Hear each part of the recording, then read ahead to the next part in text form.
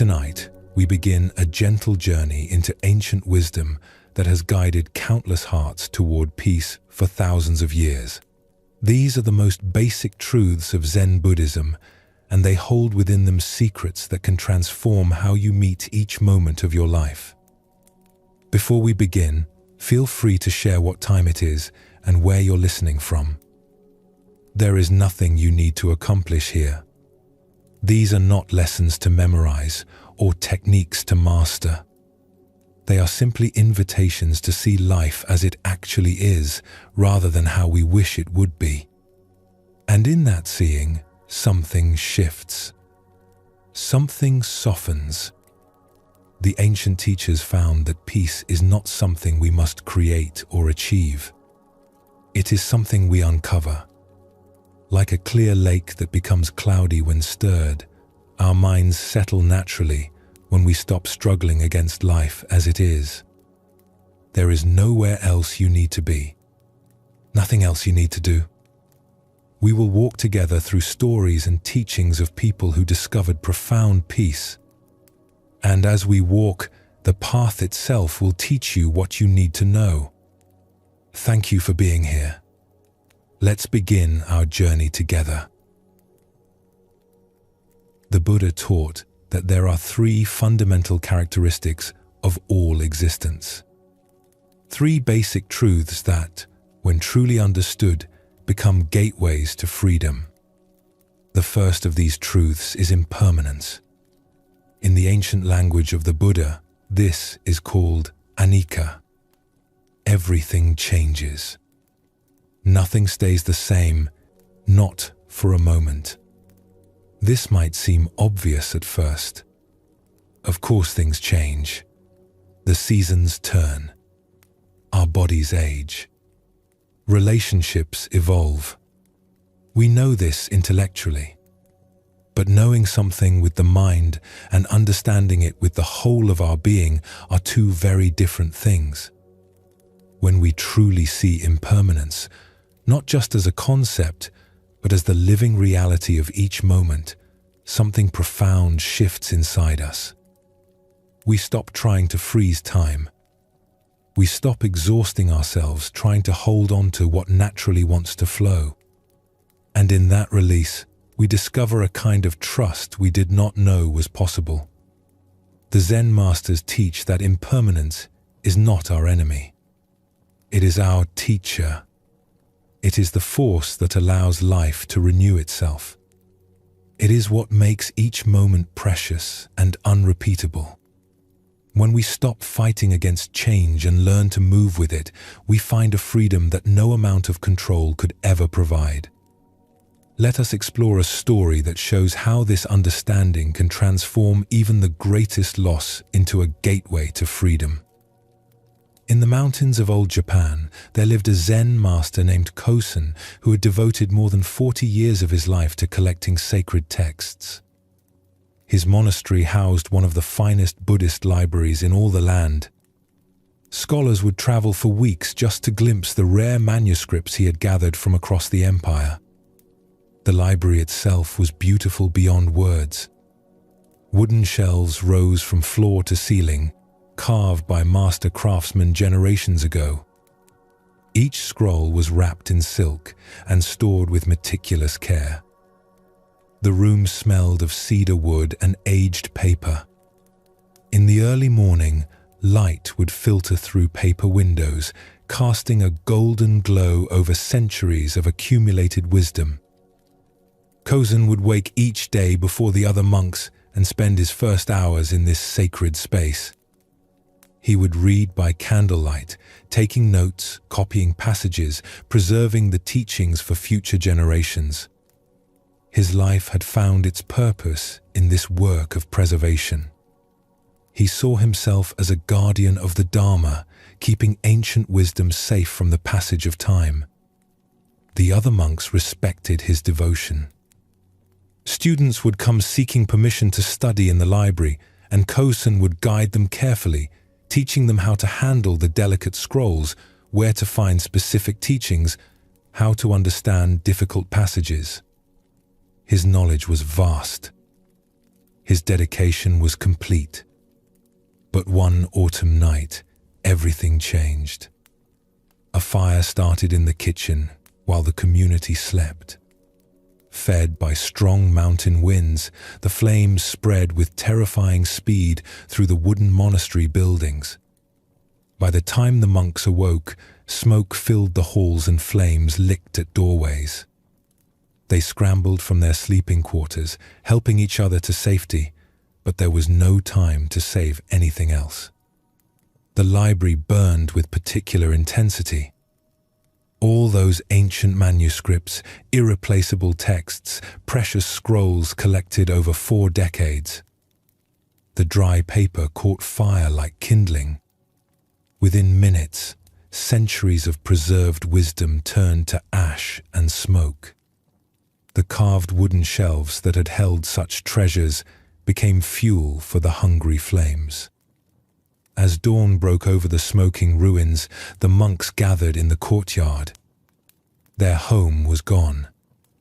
Everything they had known was destroyed. They stood together in shocked silence, watching grey smoke rise from the blackened remains of their monastery.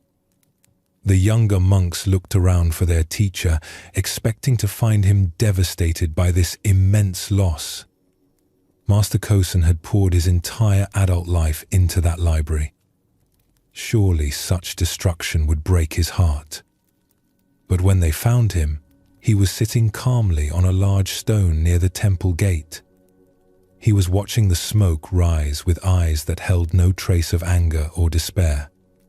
His face showed a peace that seemed impossible given what had just happened. One young monk could not contain his confusion. He approached his teacher with tears still wet on his cheeks. "Master," the student said, his voice breaking, "how can you sit so peacefully? Everything is gone. All those precious teachings you spent your life collecting. 40 years of work vanished in a single night. How can this not break your heart?" Kosen looked at his young student with eyes full of gentle understanding. He patted the stone beside him, inviting the monk to sit. "My dear friend," Kosen said softly, "those books contain beautiful words about truth. The finest explanations of the Dharma ever written.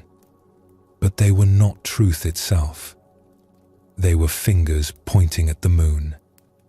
And I had become so focused on protecting those fingers that I sometimes forgot to look at the moon they were pointing toward." The young monk shook his head.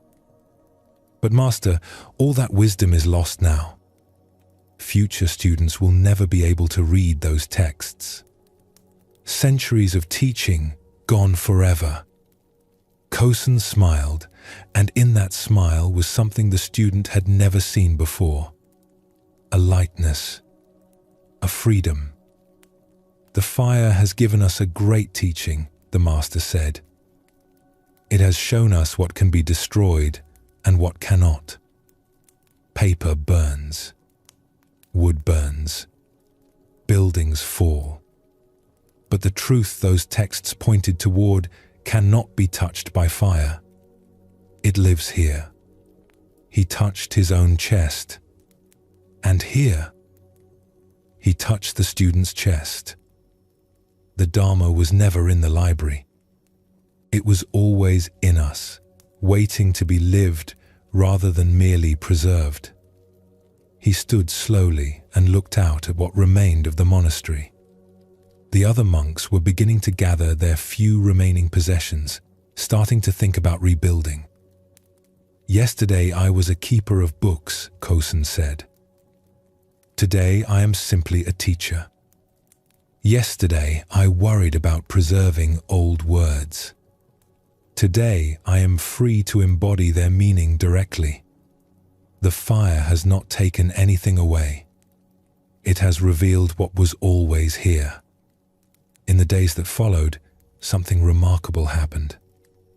Without his vast library to manage and protect, without ancient texts to study and preserve, Master Kosen's teaching became more direct and powerful than it had ever been.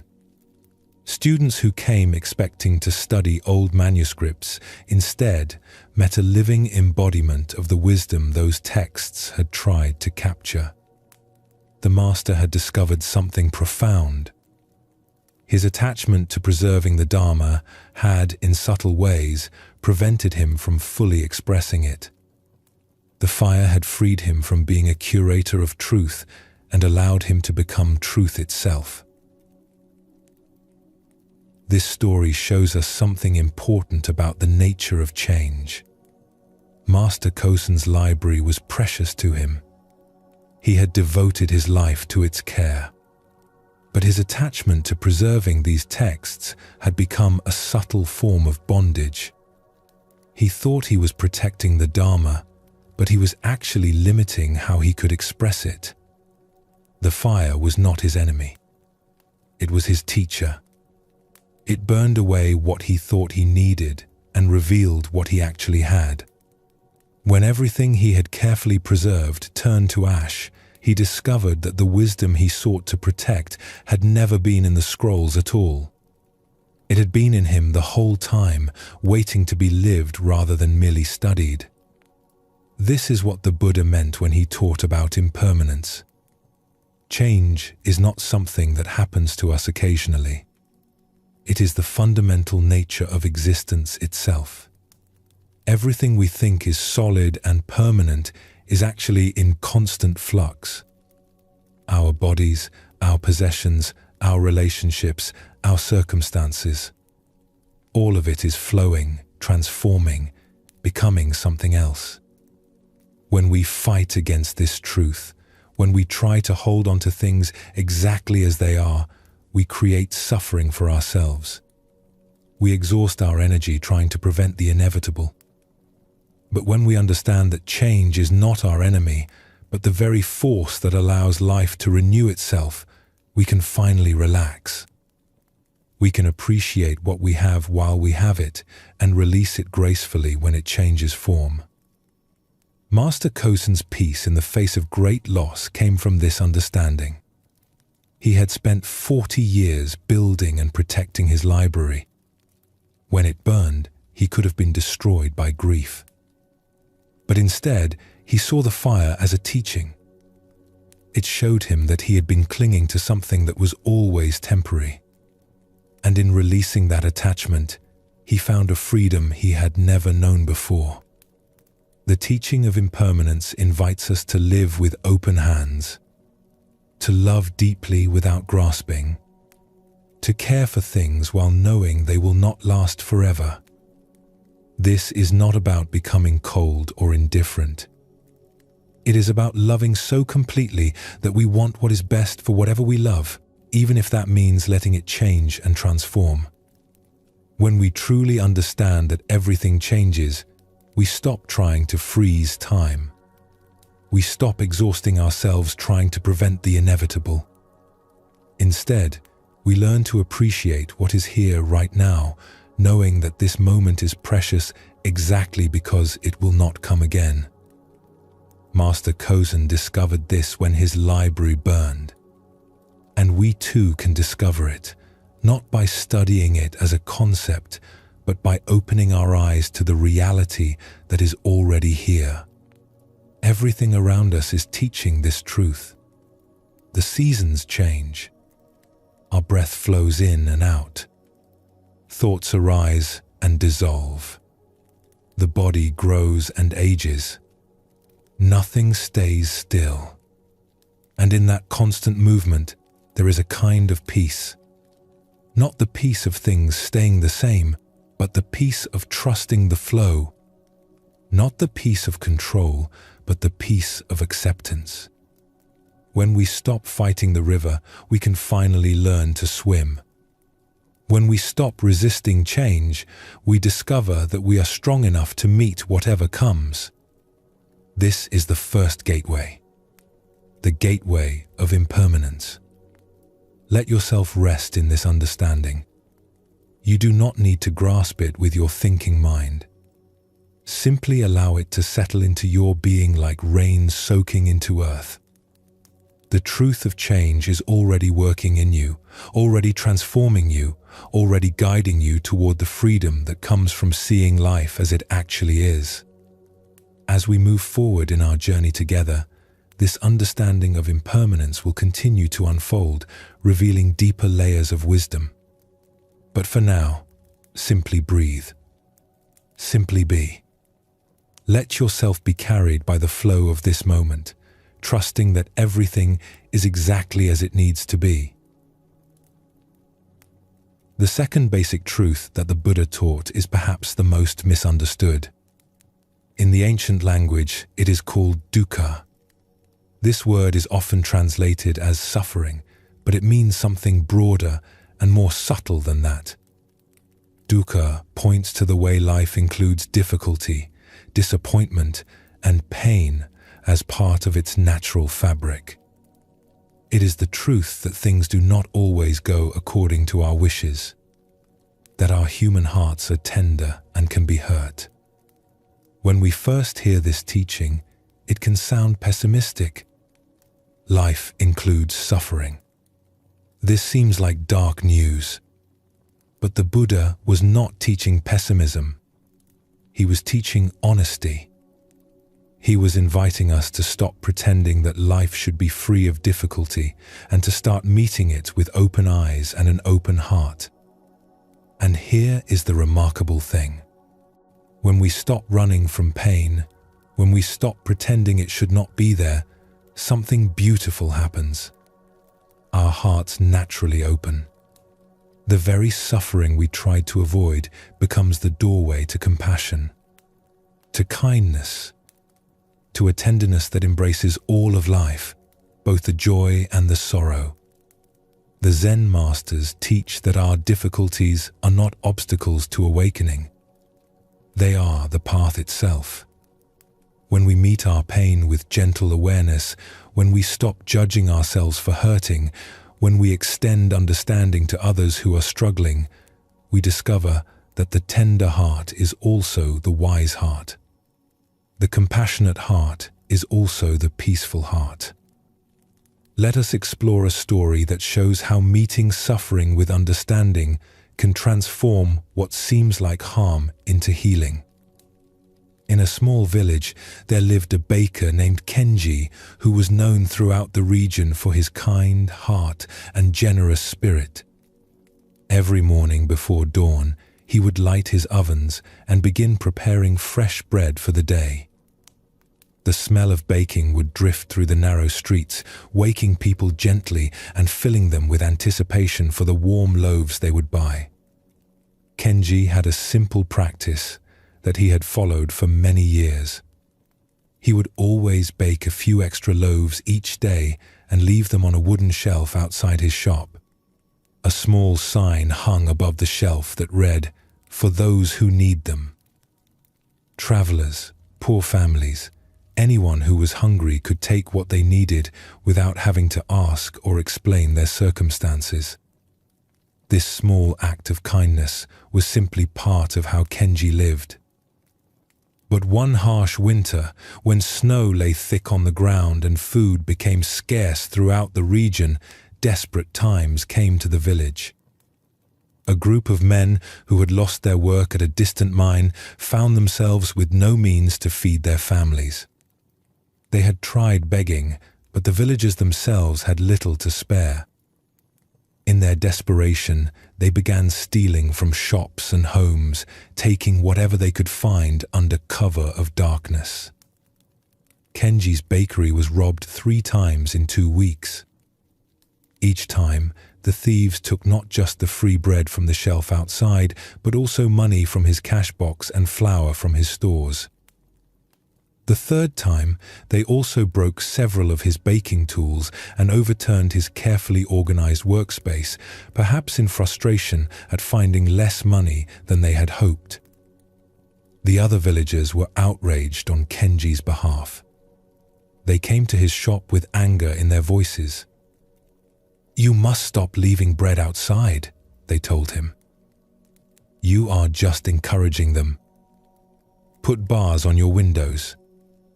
Get a large dog to guard your shop at night. Show these criminals that you will not be an easy target. But Kenji continued his practice. Each morning he would arrive to find his shop disturbed, sometimes damaged. He would clean up quietly, repair what he could, and bake his bread as usual. And still, he left the extra loaves on the shelf outside, though now they disappeared even more quickly than before.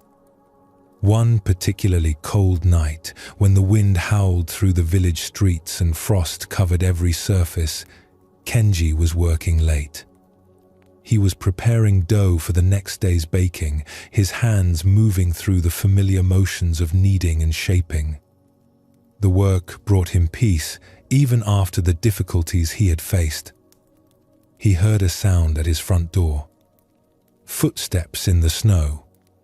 Whispered voices. He looked up and saw shadows moving outside his shop window. Instead of hiding or calling for help, Kenji did something that surprised even himself. He walked to the door and opened it. 3 men stood there in the cold. Their faces were thin with hunger, their clothes torn and inadequate for the winter weather. They had clearly come to steal again, but they froze when they saw Kenji looking at them directly. "You must be very cold," Kenji said softly, "to be out on such a bitter night." The men did not know how to respond. They had expected to find the shop empty, to take what they needed and disappear back into the darkness. They had not expected kindness. "I have soup cooking," Kenji continued. "And there is fresh bread just out of the oven. Would you like to come in and eat?" The oldest of the 3 men, who seemed to be their leader, looked suspicious. "Why would you help us? You know who we are. We are the ones who have been taking from you." Kenji nodded calmly. "I know. And I can see that you take only what you need to survive. A man does not steal bread because he is evil. He steals bread because he is hungry." He stepped aside and gestured for them to enter. "The winter is hard for everyone, but it does not have to make us into enemies." Slowly, cautiously, the 3 men entered the warm bakery. The contrast between the bitter cold outside and the warmth of the ovens was so strong that one of them began to weep quietly. Kenji pretended not to notice. He simply served them bowl after bowl of hot soup and all the fresh bread they could eat. As they warmed up and filled their empty stomachs, they began to talk. Their story came out in pieces. They had all worked at the same mine until it closed suddenly. With no work available and their savings gone, they had been forced to live in the forest. They had tried begging, but the village was poor itself this winter. Stealing had seemed like their only option for survival. "We never wanted to hurt anyone," the youngest one said, his eyes filling with tears. "We just did not want our families to starve." Kenji listened to their story with deep attention, asking gentle questions, understanding the desperation that had driven them. When they finished eating, he made an offer that astonished them. "I could use help with the early morning baking," he said. "The work is hard and the hours are long. But there is always enough food, and there is a room above the shop where you could sleep. If you are willing to work, you are welcome to stay." The 3 men looked at each other in disbelief. They had come to steal from this man, and he was offering them jobs and shelter. The oldest man shook his head slowly. "Why would you trust us?" he asked. "We have robbed you. We have damaged your property. We could steal from you again." Kenji smiled gently. "Because I believe that people do better when they are given the chance to do better. You stole because you were desperate. But desperation is not who you are. It is just a situation you found yourselves in. Now you have a choice to make about who you want to be." The men stayed.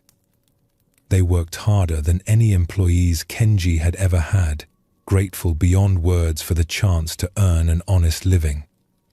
Within a few months, the bakery was more prosperous than it had ever been.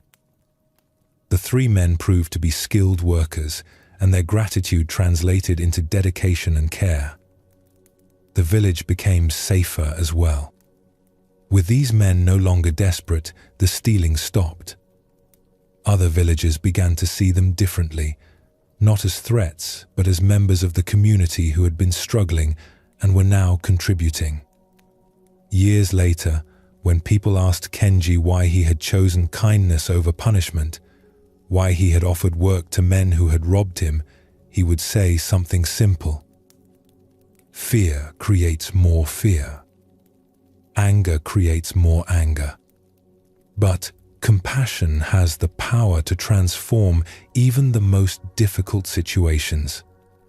When we respond to suffering with understanding instead of judgment, we give everyone involved the chance to become better than they were before. This story shows us something essential about the Buddhist understanding of suffering and compassion. Kenji could have responded to the robberies with anger and fear. He could have hardened his heart, put bars on his windows, sought revenge. This would have been understandable. He had been wronged. His livelihood had been threatened. But Kenji understood something deeper. He saw that underneath the harmful actions of these men was suffering. They were not evil people who enjoyed causing harm. They were desperate people caught in circumstances that seemed to offer no good choices. They were hungry. They were cold.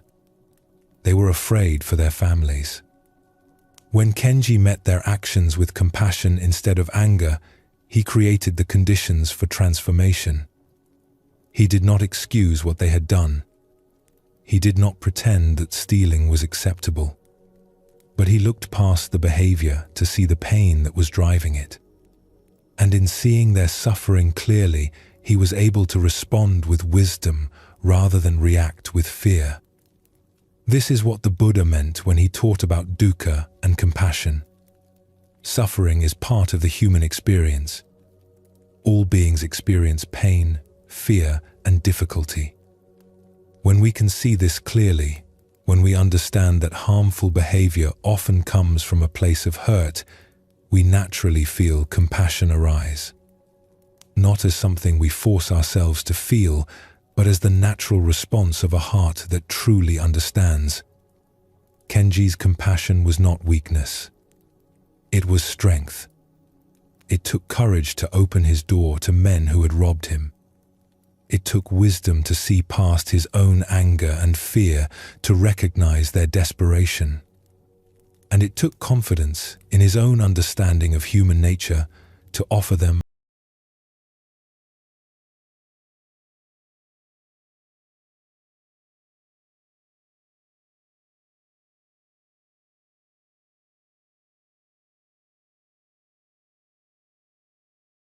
people who needed support and opportunity. When they received compassion instead of condemnation, they were able to show who they truly were beneath the desperation. This teaching about compassion extends in all directions, outward toward others who are struggling, but also inward toward ourselves. This brings us to another dimension of this gateway to freedom. There was once a young woman named Miki who came to study at a mountain temple renowned for its meditation practice. She had heard stories of monks who could sit in perfect stillness for hours, their minds clear and peaceful. She wanted desperately to achieve this same level of spiritual attainment. Miki threw herself into the practice with fierce determination.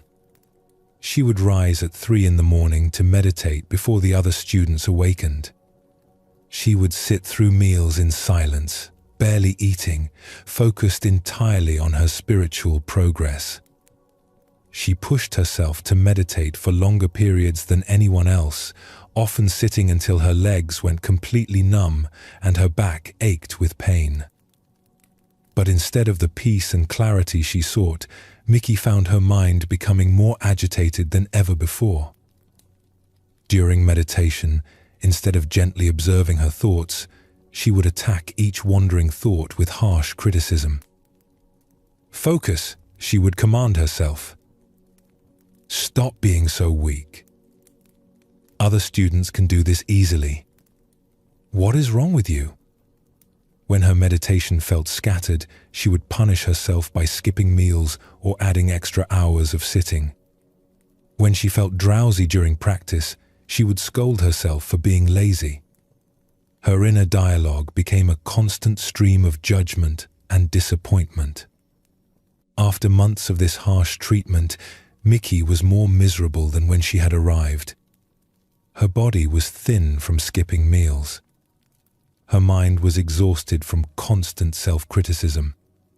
Her heart felt heavy with shame about her perceived failures. One morning, after a particularly difficult meditation session where she had berated herself for every wandering thought, Mickey went to the temple's small garden to be alone. She sat beneath a cherry tree, tears streaming down her face, feeling like a complete failure as a spiritual student. Master Yuki, the temple's elderly teacher, happened to be walking through the garden. She saw Mickey's distress and sat down quietly beside her on the stone bench. "Tell me about your practice," Master Yuki said gently. Through her tears, Mickey poured out her frustration. She described her rigorous schedule, her constant self-criticism, and her disappointment at her lack of progress.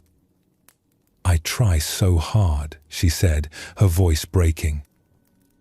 "But I am just not good enough. I will never be able to meditate like the other students. Maybe I should just give up." Master Yuki listened with compassionate silence. When Mickey finished, the teacher pointed to a small bird that had landed near their feet, pecking at the ground in search of seeds. "Watch this little bird," Master Yuki said. "See how naturally it moves. It does not criticize itself for not finding food quickly enough. It does not compare itself to other birds. It simply does what birds do, moment by moment, with complete acceptance of its own nature." Mickey watched the bird for several minutes. There was something peaceful about its simple presence, its lack of self-consciousness. "Now," Master Yuki continued, "imagine if this bird spent its time telling itself it was a terrible bird, that it should fly better or sing more beautifully. What would happen to its natural ability to find food and shelter? What would happen to its joy in simply being a bird?" Mickey understood immediately. It would be too busy criticizing itself to do what it naturally knows how to do. Master Yuki nodded. "You came here to learn peace and compassion. But the first place to practice these qualities is with yourself. How can you offer kindness to others if you show nothing but harshness to your own heart? How can you find peace in meditation if you are at war with your own mind?" The teacher's voice was filled with gentle warmth. "The path is not about becoming perfect. It is about becoming kind. First to yourself, then to all beings. Your mind will wander during meditation. That is what minds do. The practice is not to stop this wandering, but to notice it with the same gentle affection you would show a beloved child who gets distracted while learning something new." From that day forward, Mickey changed her entire approach to practice. Instead of commanding her mind to focus, she would gently invite it back to the breath. Instead of criticizing wandering thoughts, she would acknowledge them softly and return to her meditation with kindness. When her body felt tired, instead of pushing through with harsh determination, she would adjust her posture or take a brief rest, treating her physical needs with respect. When difficult emotions arose during sitting, instead of judging them as obstacles, she would breathe with them gently, as she might comfort a dear friend in distress. The transformation was remarkable. Within weeks, Miki's meditation became naturally deeper and more peaceful. Her mind, no longer under constant attack, began to settle into the stillness she had been seeking. More importantly, the harsh inner critic that had tormented her for so long gradually softened into a voice of gentle encouragement. Years later, Miki became known for her compassionate teaching style and her ability to help struggling students find their way to genuine peace. When asked about her approach, she would say, "I learned that the kindness we show ourselves becomes the foundation for all the kindness we offer the world. We cannot give what we do not have, and we cannot find peace through fighting ourselves." Breathe gently now.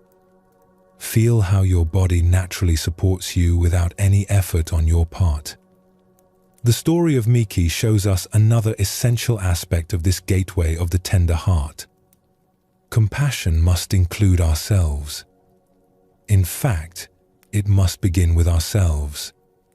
If we treat our own struggles with harshness and judgment, we will never find the peace we seek.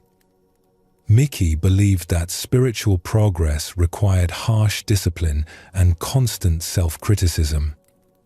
She thought that if she could just push herself hard enough, punish herself for every failure, and maintain perfect control over her wandering mind, she would eventually achieve peace. But this approach only created more suffering. Master Yuki helped her see that this harsh treatment was itself a form of violence. The inner critic that constantly judged and condemned her was preventing her from accessing the natural peace that was already present beneath the struggle. Her mind could not settle because it was constantly under attack. When Miki learned to treat herself with the same gentleness she would offer to a struggling child or a dear friend, everything changed. Her meditation deepened not because she forced it to, but because she stopped fighting against herself. Her mind settled not because she commanded it to, but because she created the conditions of kindness and acceptance in which settling could happen naturally. This teaching is especially important in our approach to spiritual practice and to life itself. Many of us carry an inner voice that is far harsher than we would ever be to another person. We criticize ourselves for being imperfect, for struggling, for having human limitations. We think this harsh treatment will motivate us to improve. But it does the opposite. It exhausts us and prevents us from accessing our natural wisdom and capacity for peace.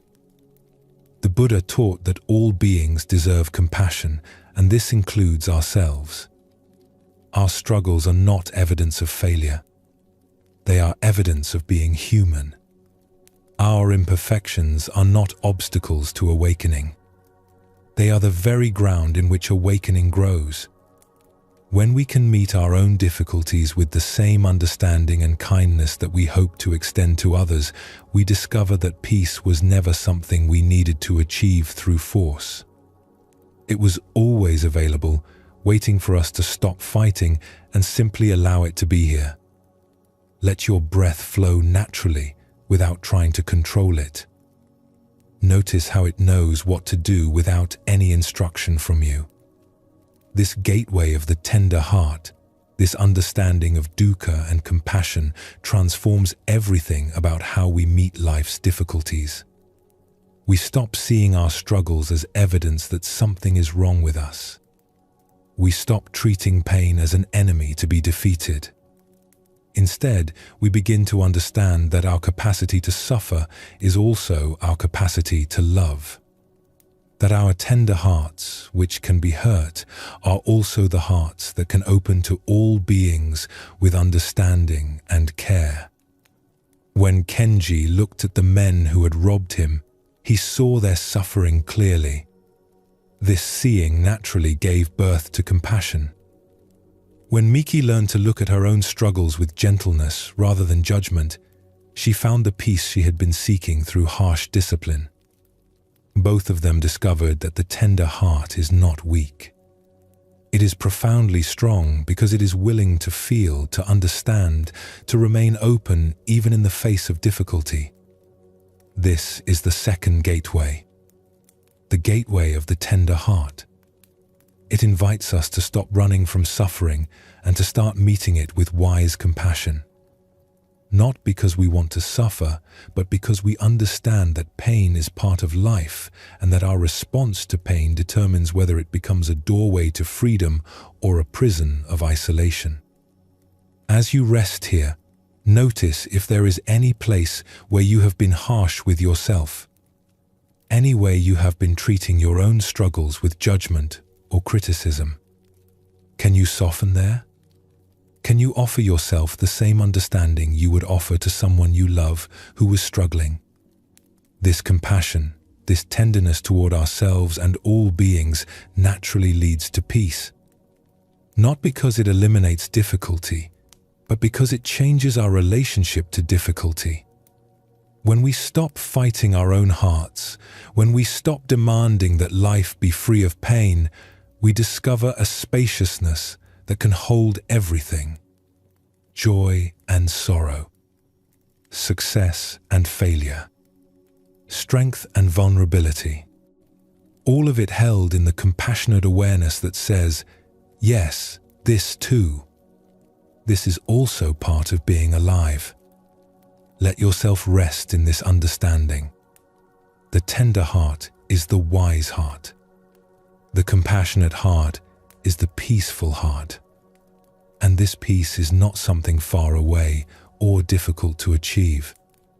It is here, in this moment, in the gentleness with which you can meet whatever arises, in the understanding that all beings struggle and that this shared vulnerability is what connects us to one another in the deepest way. Breathe. Rest. Allow the teaching to settle into you like rain soaking into thirsty earth. The gateway of the tender heart is open. All that is required is the willingness to walk through it with kindness. The third basic truth that the Buddha taught is perhaps the most subtle and the most freeing. In the ancient language, it is called anatta. This word is often translated as no self or emptiness, but these translations can sound confusing or even frightening. What does it mean to have no self? Are we being asked to disappear? But anatta points to something gentler and more liberating than these words suggest. It means that we are not as separate as we think we are, that the boundaries we draw between ourselves and the world are not as solid as they appear, that the fixed identity we cling to, the story we tell about who we are, is not the deepest truth of our being. When we truly see this, when we recognize that we are not isolated islands but part of the vast flowing river of life, something relaxes inside us. The burden of having to be somebody, of having to maintain a particular identity, begins to lift. We discover a spaciousness, a freedom that comes from no longer being trapped in narrow definitions of who we think we must be. The Zen masters teach that much of our suffering comes from defending and maintaining a sense of separate self. We spend enormous energy trying to be somebody special, trying to prove our worth, trying to live up to the stories we believe about ourselves. But what if the peace we seek lies not in becoming someone better, but in recognizing the freedom that exists beyond all these identities? Let us explore a story that shows how releasing our grip on limited self-definitions can open us to a much larger truth. In the mountains above a small village, there lived a woodcutter named Daichi who had spent his entire life among the trees. Every morning for 40 years, he would climb the steep forest paths with his axe, select the right trees for cutting, and spend the day splitting wood. Every evening he would return home, tired and satisfied with his simple work. Daichi thought of himself in very simple terms. When people asked what he did, he would say, "I cut wood. That is all I know." He was not educated like the village scholars who could read ancient texts. He was not wealthy like the merchants who traveled to distant cities. He was not skilled in arts or crafts like the makers of pottery and cloth. He was just a woodcutter, nothing more. One day, while working deep in the forest, Daichi heard voices calling out. Following the sounds, he discovered a group of monks who had become lost while traveling between monasteries. There were 15 of them, sitting by a small stream, looking worried and uncertain about which direction to go. Their leader, an elderly abbot, approached Daichi with relief visible on his face. "Excuse me, friend," the abbot said respectfully. "We have been walking for 2 days and cannot find our way back to the main path. Do you know these mountains well?" Daichi nodded. "I have been walking these paths since I was a boy. I know every tree and stream." The abbot's face brightened. "Could you possibly guide us back to the road that leads to Zenzen Temple? We would be deeply grateful for your help." Daichi agreed immediately, though it meant leaving his work for the day. He led the group through what seemed to them like unmarked wilderness, but to him were familiar paths as clear as the roads through the village. As they walked, the monks marveled at his knowledge. "How do you know this path leads to the main road?" One monk asked as Daichi guided them through dense forest where no trail was visible.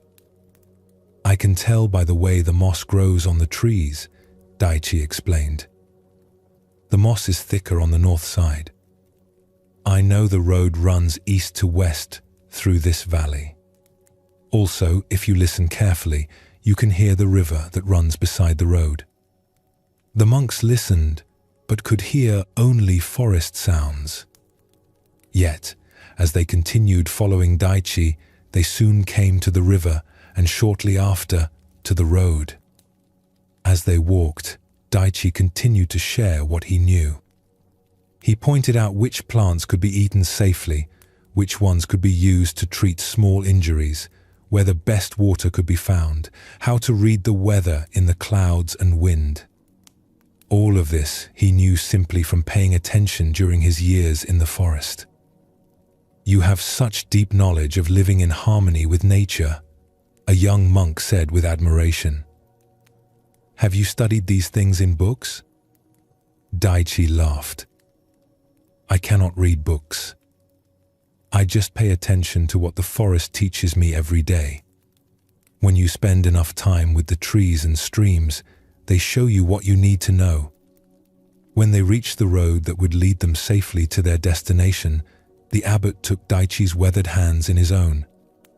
"My friend, you have saved us from a very difficult situation. How can we repay your kindness?" "No payment is needed," Daichi said simply. "I was glad to help." But the abbot was not finished. He looked at Daichi with eyes that seemed to see something the woodcutter himself had never noticed. "You say you are just a woodcutter," the abbot said gently. "But today you have been our teacher. You showed us wisdom about the natural world that none of our books contain. You demonstrated compassion by helping strangers without expecting anything in return. You shared your knowledge freely and guided us with great patience." The old monk paused, still holding Daichi's hands. "Tell me, what makes someone a teacher? Is it having read many books, or is it having learned from life and sharing that learning with others who need it?" Daichi was quiet for a long moment. I suppose it is about sharing what you know to help others. And what makes someone wise? The abbot continued. Is it knowing complicated theories, or is it understanding how to live well and peacefully with the world? Again, Daichi thought carefully. Perhaps wisdom is knowing how to work with life instead of fighting against it. The abbot smiled warmly. Then you are both a teacher and a wise man, whether you call yourself these things or not. You have taught us more in one afternoon than we learned in many days of formal study. Thank you for showing us that wisdom lives not just in monasteries and books, but in the hearts of those who pay attention to life. As the monks continued on their journey, Daichi walked slowly back into the forest. He felt something shifting inside him. For 40 years, he had seen himself as just a woodcutter, as if this was something small or unimportant. But the monks had seen him differently. They had recognized him as a teacher, a guide, a wise man. Which view was correct? The question turned over in his mind as he returned to his work. That night, sitting by his fire after his simple dinner, Daichi reflected on what the abbot had said. He realized that he had been limiting himself with his own narrow idea of who he was. He had thought that being a woodcutter was somehow less valuable than being a scholar or a monk. But the abbot had helped him see that his knowledge and his natural kindness were also forms of wisdom. Over the following weeks, Daichi began to notice things about himself he had never recognized before.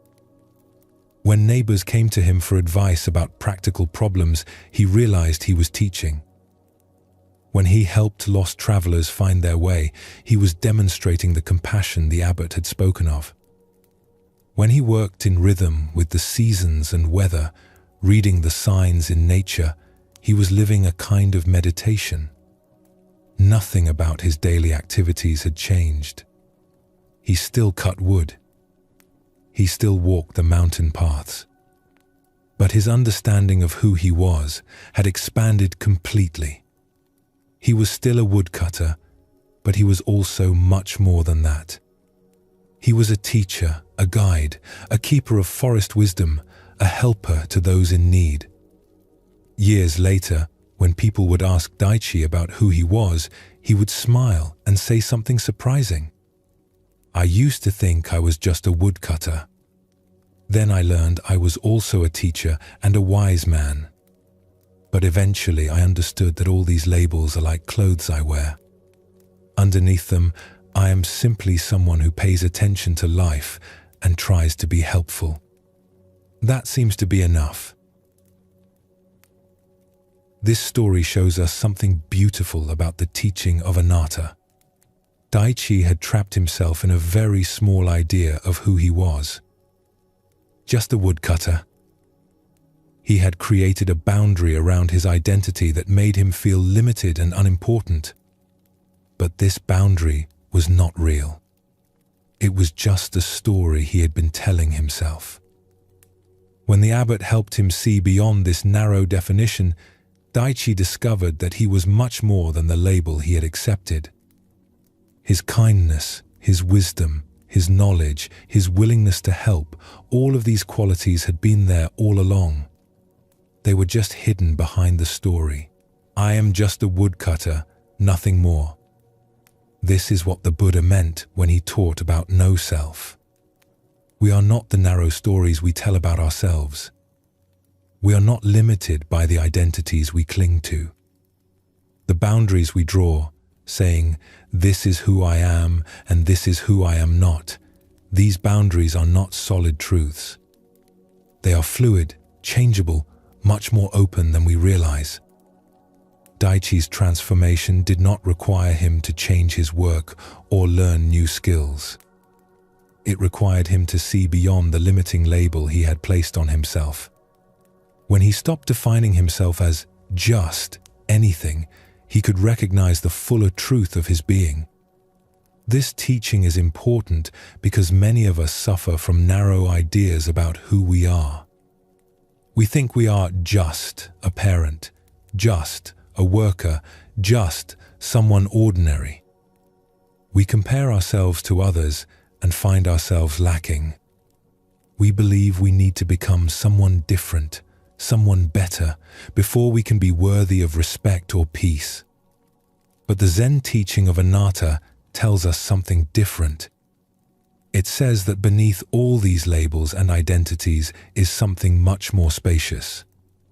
A natural awareness, a basic goodness, a capacity for wisdom and compassion that is not dependent on any particular role or achievement.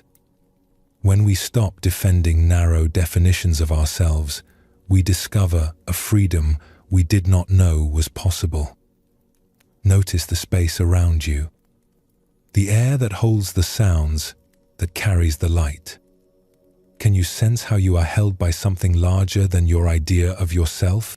Let us explore another story that takes this teaching even deeper, showing us what lies beneath all our ideas about who we are. There was once a monastery that took in orphaned children and raised them as part of the community. One of these children was a boy named Kodo, who had been found as an infant with no knowledge of his family or origins. The monks raised him with kindness and care, but Kodo always felt different from the others. Unlike the monks who had chosen their spiritual path, Kodo felt like he belonged nowhere in particular. He was not officially a monk, since he had never taken vows. But he was not a regular villager either, since he had been raised in the monastery.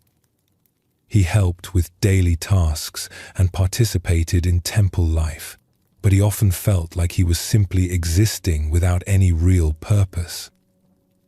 As Kodo grew into a young man, this feeling of not belonging grew stronger. He would watch the monks during their ceremonies and feel like an outsider looking in. He would see village families during festivals and feel envious of their clear connections to each other. He began to think of himself as nobody special, just someone who happened to end up at the monastery by chance. One day, a renowned master from the capital came to visit the temple. Master Sogen was known throughout the region for his wisdom and his ability to see the true nature of anyone he met. The monks were honored to receive such a guest, and they prepared their finest ceremonies to welcome him. During his stay, Master Sogen met privately with each monk to offer personal guidance. Kodo assumed he would not be included in these meetings since he was not officially a monk. But to his surprise, he was called to see the master just like everyone else. Kodo approached the meeting with nervousness, unsure what to say to such an important teacher. He entered the simple room where Master Sogen sat and bowed respectfully. "Please, sit," the master said with a warm voice. "Tell me about yourself." "There is not much to tell, Master," Kodo said quietly. "I am not really anybody special. I was left here as a baby. The monks have been kind enough to let me stay, and I help with daily work. But I do not have any particular skills or purpose. I am just here." Master Sogen listened carefully, his eyes gentle and attentive. When Kodo finished, the master asked a simple question. "Who told you that you are nobody special?" Kodo was surprised. "Well, nobody told me directly. I just know it is true. I have no family, no name, no achievements. I have not taken vows or done anything important. I am just an orphan who lives at a monastery." "I see," Master Sogen said softly. "And who decided that having a family name makes someone special? Who determined that taking vows or achieving things gives a person value?" Kodo had never thought about these questions before. "I suppose I just assumed these things mattered." Master Sogen smiled. "Let me tell you what I see when I look at you. I see someone who has been shaped by spiritual practice since infancy. I see someone who has learned to live simply and help others without expecting recognition. I see someone who has grown up surrounded by wisdom and compassion and has absorbed these qualities naturally, like a plant absorbing sunlight. The master leaned forward slightly, his voice becoming even gentler. Most people come to spiritual practice later in life, after their minds have been filled with worldly concerns and confused ideas. You have been practicing from the beginning, even if you did not know that is what you were doing. Your ordinary daily life has been a form of meditation. Your simple helping has been a form of service. You have been walking the path all along. Kodo felt confused. But I have never achieved enlightenment or had profound realizations like the stories about great masters. I have never felt special or different. And how do you know what enlightenment looks like? Master Sojin asked gently. What do you think it should feel like? Do you imagine it comes with lightning and visions and a sense of being extraordinary? I thought it would feel different somehow. I thought enlightened people would feel important and special. Master Sojin laughed, but it was a kind laugh, full of warmth. My friend, you have been looking for enlightenment as if it was something that would make you feel superior to others, something that would prove you are special. But what if wisdom is exactly the opposite? What if peace comes from recognizing that you do not need to be special at all? That you are already complete, exactly as you are? He gestured toward the window where other monks could be seen going about their daily tasks. Look at your brothers out there. They are sweeping, cooking, tending the garden. Are they any less awake when they are doing these simple tasks than when they are sitting in meditation?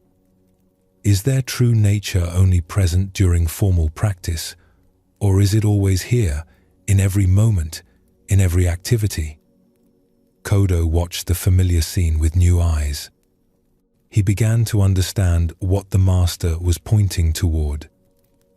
The Buddha nature you have been seeking, Master Sojin continued, is not hidden inside you waiting to be discovered through special achievements. It is what has been looking through your eyes your entire life. It is what has been present during every moment of simple kindness, every act of helping, every instant of attention to your daily work. Master Sojin stood and placed a gentle hand on Kodo's shoulder. You came here telling me you are nobody special. And in one way you are absolutely right.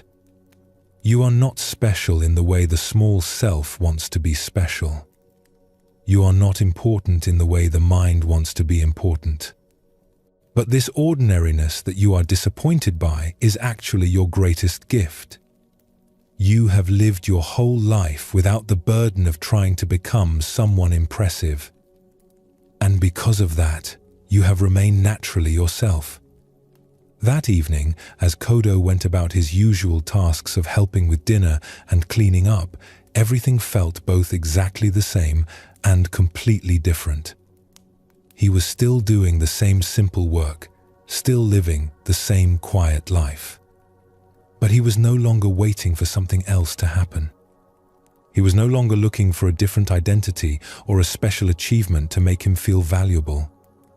He realized that the seeking itself had been the only thing preventing him from recognizing what was already here.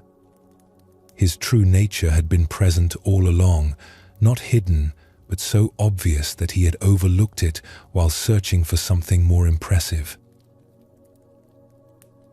The story of Kodo reveals the deepest aspect of the teaching of no self. We often think we need to become someone special, achieve something important, or have dramatic spiritual experiences to be complete. But the truth is the opposite. Our true nature is already here, not as something extraordinary, but as the ordinary awareness that experiences life moment by moment. Kodo's struggle was not that he lacked something. It was that he had convinced himself he was lacking. He had created an identity based on not having a family name, not having taken vows, not having achieved anything notable. This negative identity was as much a prison as a positive one would have been. Either way, he was trapped in stories about who he was or was not. Master Sojin helped him see that all these stories, positive or negative, are just stories. They are not the truth of what we are. Beneath the orphan, beneath the helper, beneath all the labels and roles, there is simply awareness itself, simply being. And this being is already complete, already whole, already at peace. This is perhaps the most liberating teaching in all of Buddhism. We do not need to earn our worth through accomplishments. We do not need to prove we are special through achievements. We do not need to become someone different before we can rest in peace. The awareness that is reading these words right now, the consciousness that experiences thoughts and feelings, is already complete just as it is. When we truly understand this, a great burden lifts. We can stop defending our identity, stop proving our worth, stop trying so hard to be somebody. We can simply be what we are, which is much more spacious and free than any identity we could construct. This teaching of anatta, of no separate self, does not mean we disappear or become nothing. It means we recognize that we are not trapped in the narrow boxes we have built around ourselves. We are not limited by our past, our family background, our achievements or lack of them. All of these things are part of our story, but they are not the essence of what we are. What we truly are is more like the space that holds everything, like the sky that allows all weather to pass through it without being damaged or diminished. Our true nature is not in any particular cloud or storm, but in the vast openness that remains unchanged regardless of what appears within it. Both Daichi and Kodo discovered this in their own ways. Daichi learned that he was not limited to being just a woodcutter. Kodo learned that he did not need to be anybody special. Both teachings point to the same truth. We are not the narrow identities we cling to. We are something much more open, much more free, much more spacious than any label can capture. This understanding naturally brings peace because it removes the burden of having to maintain a particular self-image. When we are not defending an identity, not trying to prove something, not struggling to become someone different, we can finally rest. We can meet life as it comes without feeling like we must fit it into our story of who we are. Let yourself rest in this understanding now. You do not need to be anybody particular. You do not need to have achieved anything special. The simple fact of your awareness, of your capacity to be present, of your willingness to listen and learn, this is enough. This has always been enough. The gateway of no separation is not about losing yourself. It is about finding your true self beneath all the false identities you have carried. It is about discovering that you are not an isolated island, but part of the vast ocean of being. And in this recognition, there is a peace that does not depend on maintaining any particular story about who you are. Breathe. Rest. Allow these words to point beyond themselves to the living truth they are trying to indicate. You are not your story. You are not your achievements or failures. You are not your labels or roles. You are the awareness that witnesses all of these things. And that awareness is already free, already complete, already at peace. This is the third gateway. The gateway of recognizing that the boundaries we draw around ourselves are not as solid as they seem. that we are much more than our limited ideas about who we are, and that in this spaciousness, in this freedom from narrow self-definition, there is a natural ease and peace that was here all along, simply waiting to be recognized. There is a simple practice that runs through all of Zen Buddhism like a golden thread. It is the practice of being fully present for this moment, exactly as it is. In the teachings, this is often called mindfulness, but that word can sound formal or complicated. What it really means is paying attention, being here. Not lost in thoughts about yesterday or tomorrow, but actually experiencing what is happening right now. This might sound easy, but if you watch your mind for even a few moments, you will notice something surprising. The mind is almost never fully here. It is planning the future, replaying the past, judging the present, wandering in daydreams. Our bodies are in one place, but our attention is somewhere else entirely. The Zen masters discovered something remarkable about this divided attention. They found that most of our suffering comes not from what is actually happening, but from our thoughts about what is happening. The actual experience of this moment is usually workable, often even pleasant.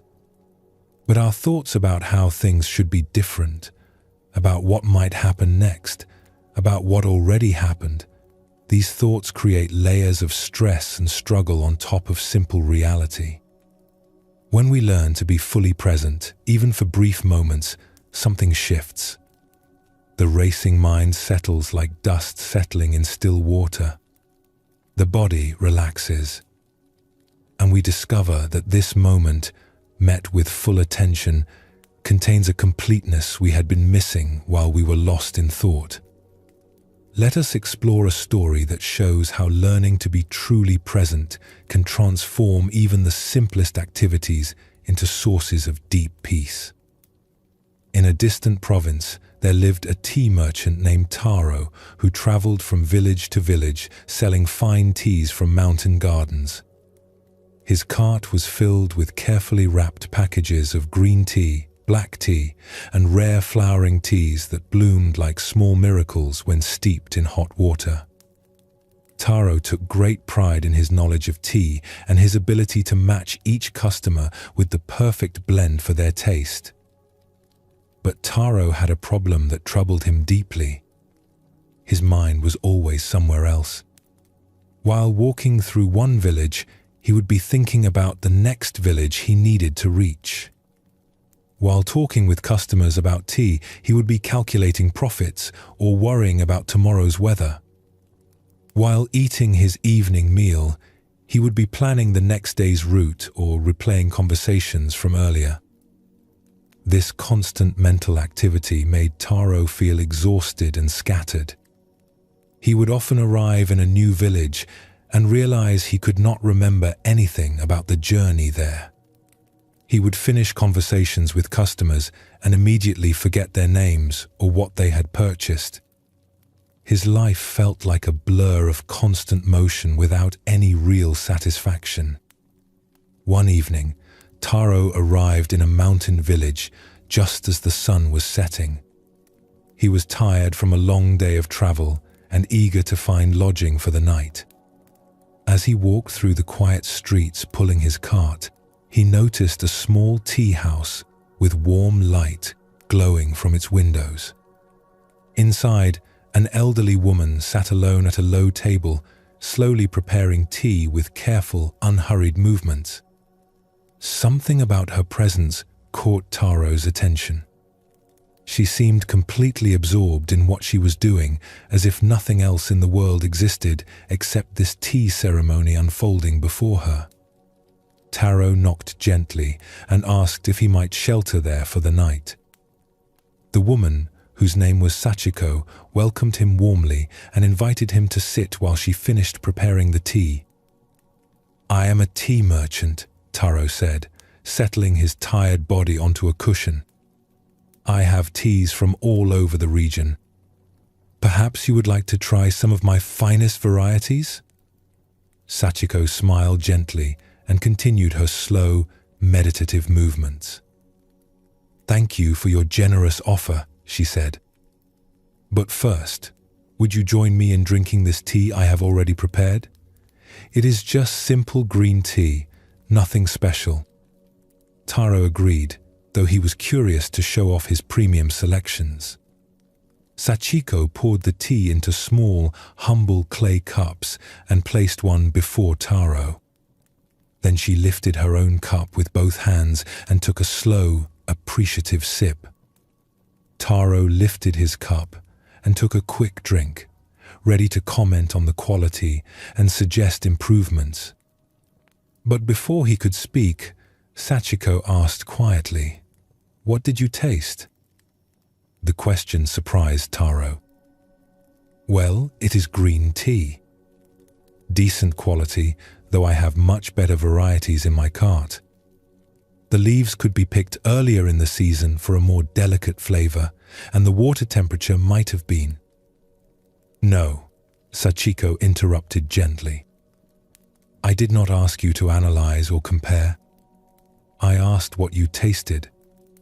Right now, in your mouth, what do you actually taste?" Taro paused, confused. He lifted the cup again and took another sip, this time trying to focus on the actual sensations. But his mind immediately began its familiar pattern of comparison and evaluation, thinking about other teas he had tasted, judging this one against his mental standards. "Try once more," Sachiko suggested.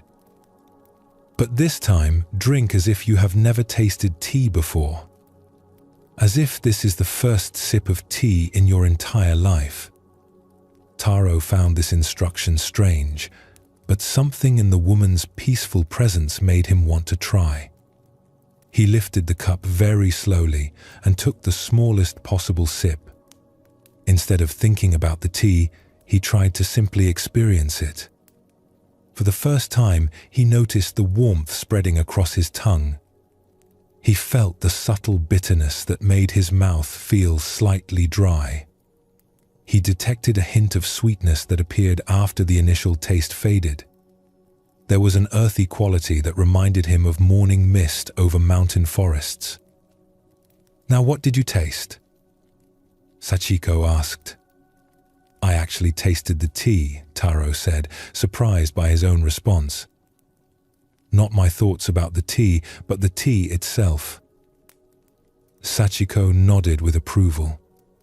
Most people spend their whole lives drinking tea without ever really tasting it. They are so busy thinking about the tea, comparing it to other teas, judging whether they like it or not, that they miss the direct experience of drinking.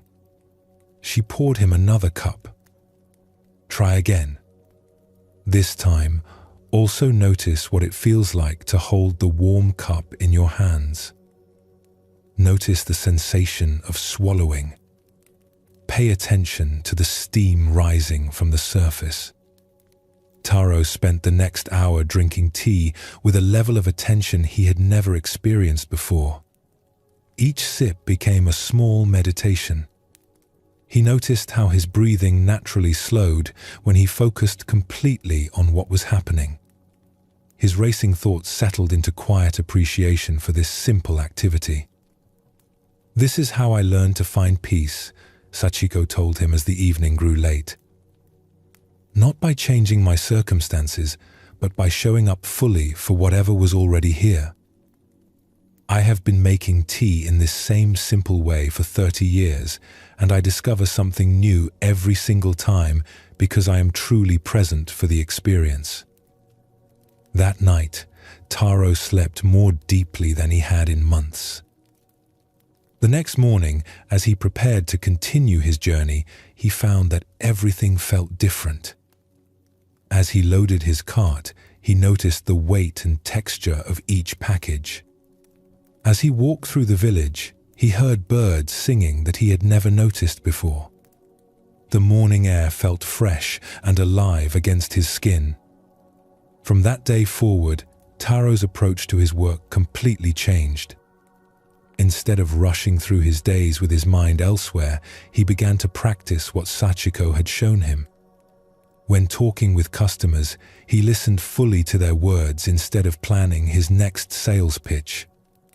When walking from village to village, he noticed the changing landscape, the feel of his feet on the path, the rhythm of his breathing.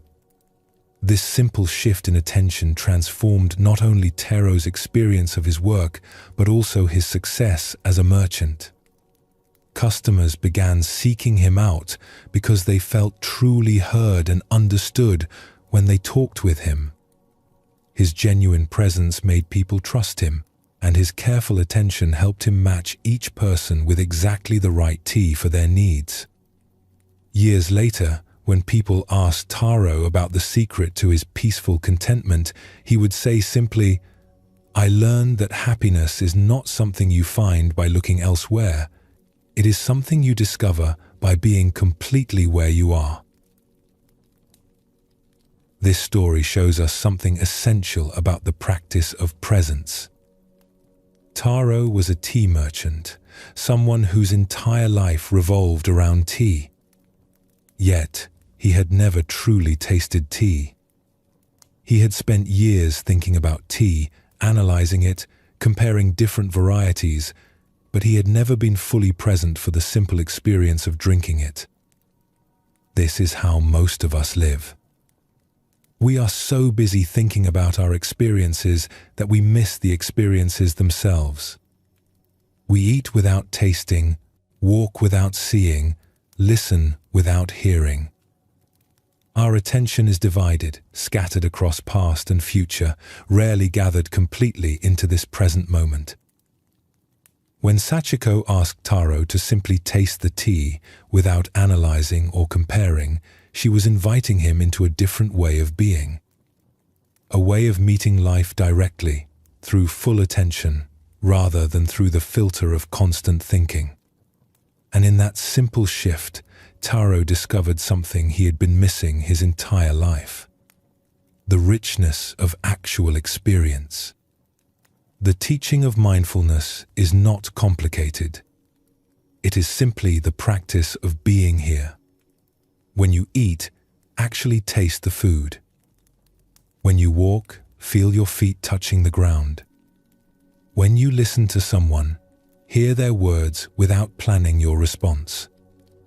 This complete attention naturally brings peace because it stops the mental restlessness that keeps us feeling scattered and unsatisfied. Taro discovered that the same activity he had done thousands of times before, drinking tea, could become a source of deep satisfaction when he brought his full attention to it. This shows us that we do not need to change our circumstances to find peace. We need to change the quality of attention we bring to our circumstances. Notice the weight of your body right now. Feel how you are supported without any effort on your part. This support is always here, but we often miss it because our attention is elsewhere. The practice of presence transforms ordinary moments into opportunities for rest and renewal. When we eat with full attention, each meal becomes nourishing for both body and spirit. When we listen with complete presence, our relationships become deeper and more meaningful. When we bring mindful attention to any activity, it becomes a form of meditation that settles the mind naturally. Let us explore another story that shows how this practice of presence can sustain us even during life's most difficult moments. There was once a Zen master named Josen who was known throughout the region for his ability to remain calm and centered no matter what was happening around him. Students would come from distant temples to learn from him, hoping to discover the secret of his peaceful presence. But his most devoted student, a young monk named Kaku, was beginning to have doubts. Kaku had been living at the temple for 2 years, and while he found Master Josen to be wise and kind, he had never seen him face any real difficulties. The temple was peaceful, the community was harmonious, and their daily routine was predictable and serene. Kaku wondered if his teacher's calmness was simply the result of living in such ideal conditions.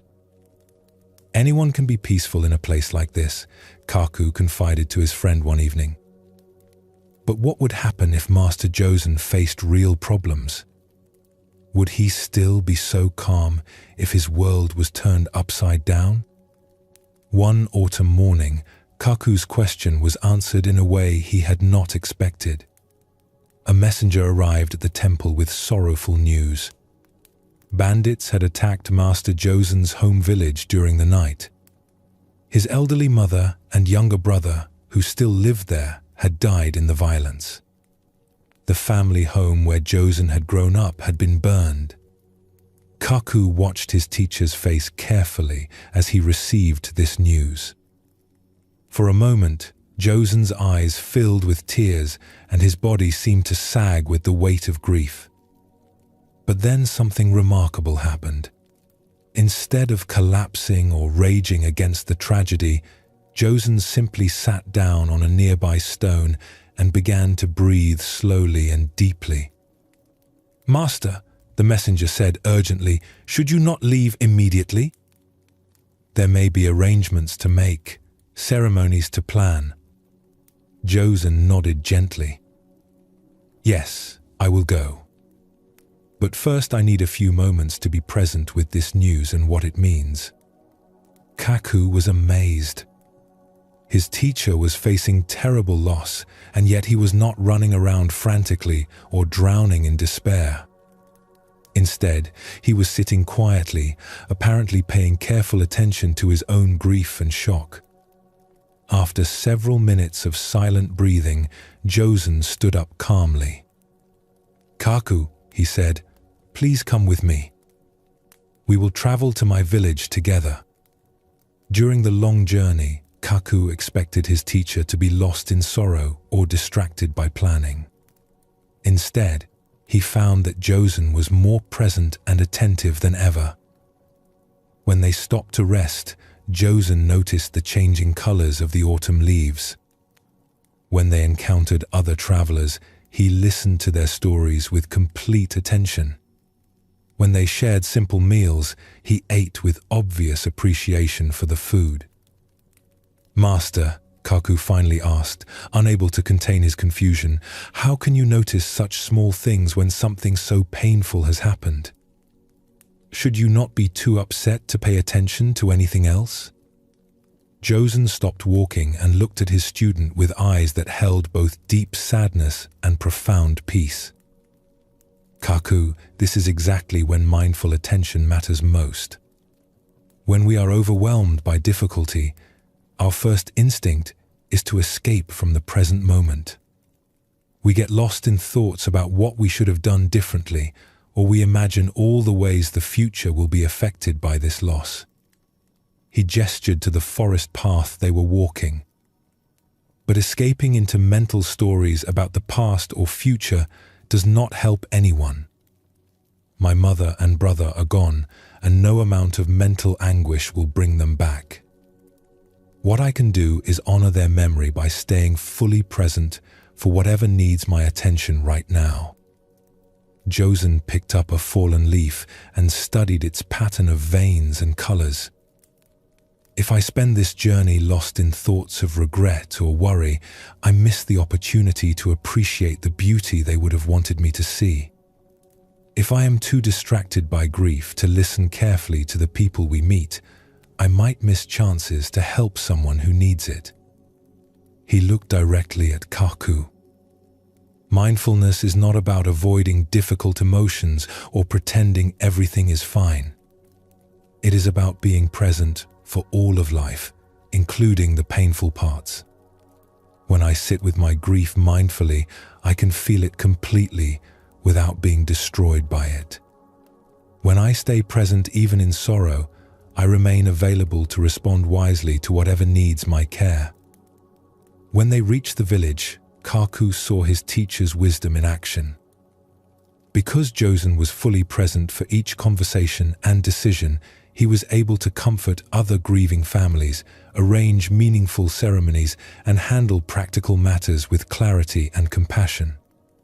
His mindful attention allowed him to be genuinely helpful during a time when many people would have been too overwhelmed to think clearly.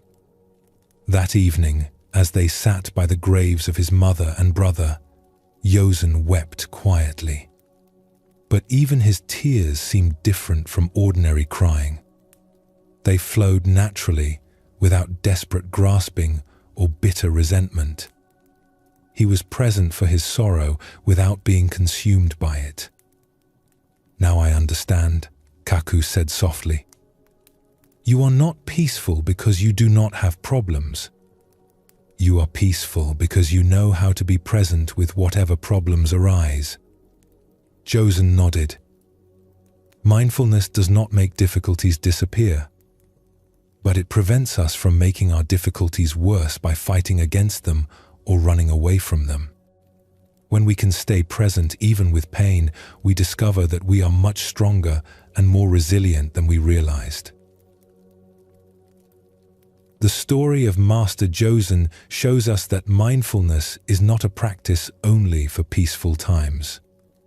It is especially valuable during our most challenging moments because it prevents us from adding mental and emotional turmoil to whatever difficulties we are already facing.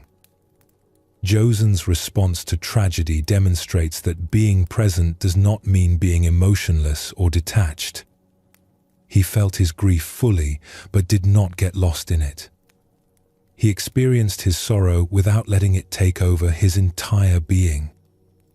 This is the balance that mindfulness offers, neither suppressing our emotions nor being overwhelmed by them. When we face loss, disappointment, or crisis, our minds often make things worse by spinning stories about how terrible everything is, how unfair life is, or how we will never recover. These mental additions to our actual experience create much more suffering than the original difficulty ever could. Mindful presence offers a different way to meet hardship. Instead of fighting against painful emotions or drowning in them, we can learn to be present with them. When we breathe with our sadness instead of resisting it, when we acknowledge our fear without being controlled by it, we discover that we can handle much more than we thought possible. Young Kaku expected that true peace would mean never facing problems. But Master Josen showed him something deeper. Peace comes not from having an easy life, but from knowing how to be present with life as it actually is. The Master's decades of mindfulness practice had not protected him from loss, but it had given him the capacity to meet loss with grace and wisdom.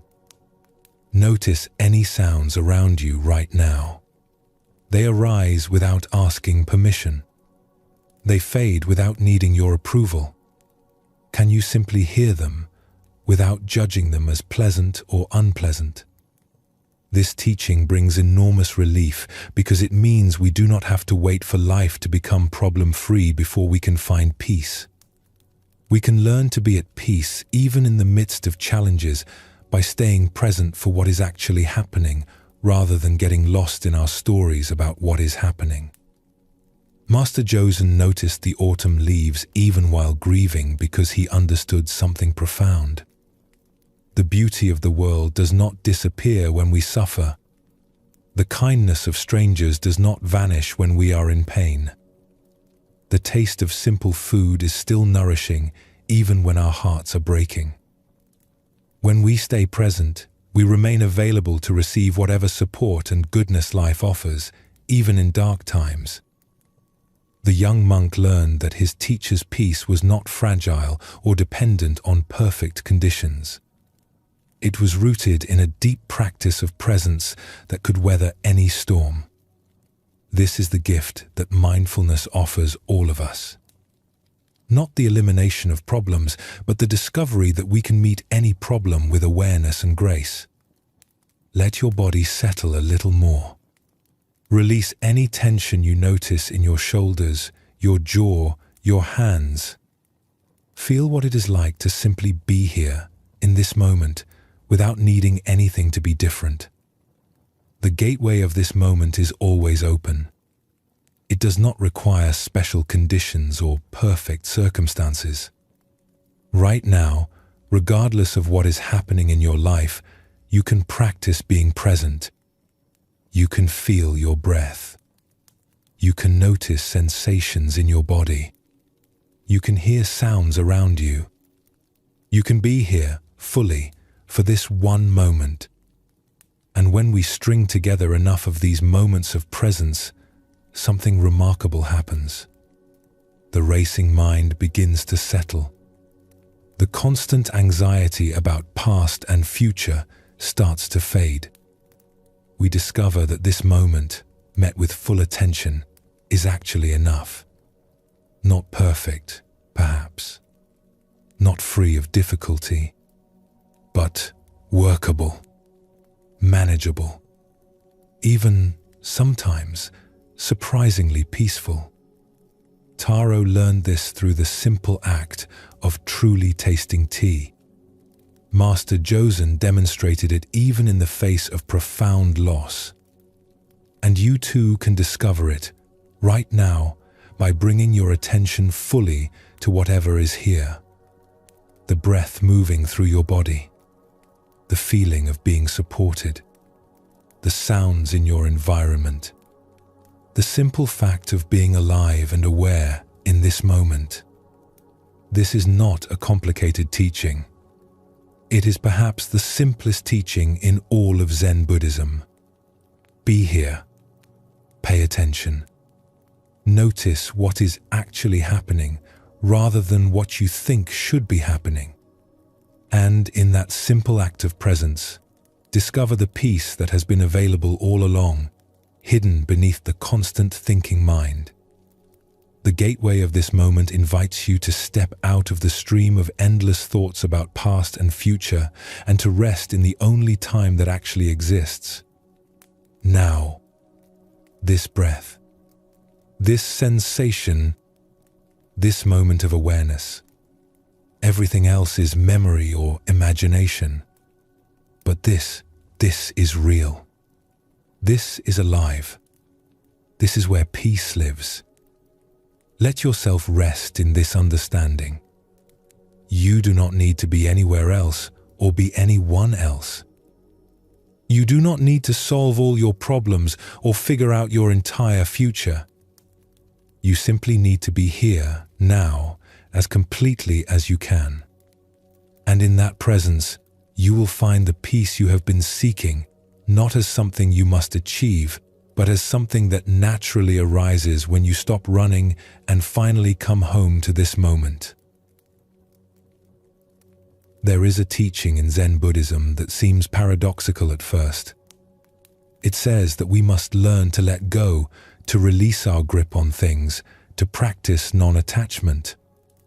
When we first hear this, it can sound like we are being asked to stop caring, to become cold or indifferent, to love nothing and need nothing. But this is not what the teaching means at all. Non-attachment does not mean we stop loving. It means we learn to love without strangling what we love with our need to possess it. It means we care deeply while also holding lightly. It means we can appreciate beauty without demanding that it stay forever, enjoy experiences without clinging to them when they pass. The Buddha taught that attachment is one of the deepest sources of suffering. Not love, but attachment. And there is a crucial difference between these two. Love wants what is best for the beloved. Attachment wants to possess, to control, to keep things exactly as they are. Love is open-handed. Attachment is a closed fist. When we cling tightly to anything, whether it is a person, a possession, an experience, or even an idea about how life should be, we create suffering for ourselves. We live in constant fear of loss. We cannot enjoy what we have because we are too busy worrying about losing it. The very thing we thought would bring us happiness becomes a source of anxiety. The Zen masters teach that true freedom comes from learning to hold life lightly, not from having nothing, but from grasping nothing, not from caring about nothing, but from releasing our desperate need to control everything. When we can appreciate what is here without demanding that it stay, when we can love deeply without needing to possess, we discover a peace that no loss can take away. Let us explore a story that shows how releasing our grip on things can actually allow us to enjoy them more fully. In a coastal village, there lived a fisherman named Ichiro who owned a beautiful boat that had been built by his grandfather's hands. The boat was a work of art, with carved wooden details and a sail that caught the wind perfectly. It was not just Ichiro's livelihood, but his pride and joy.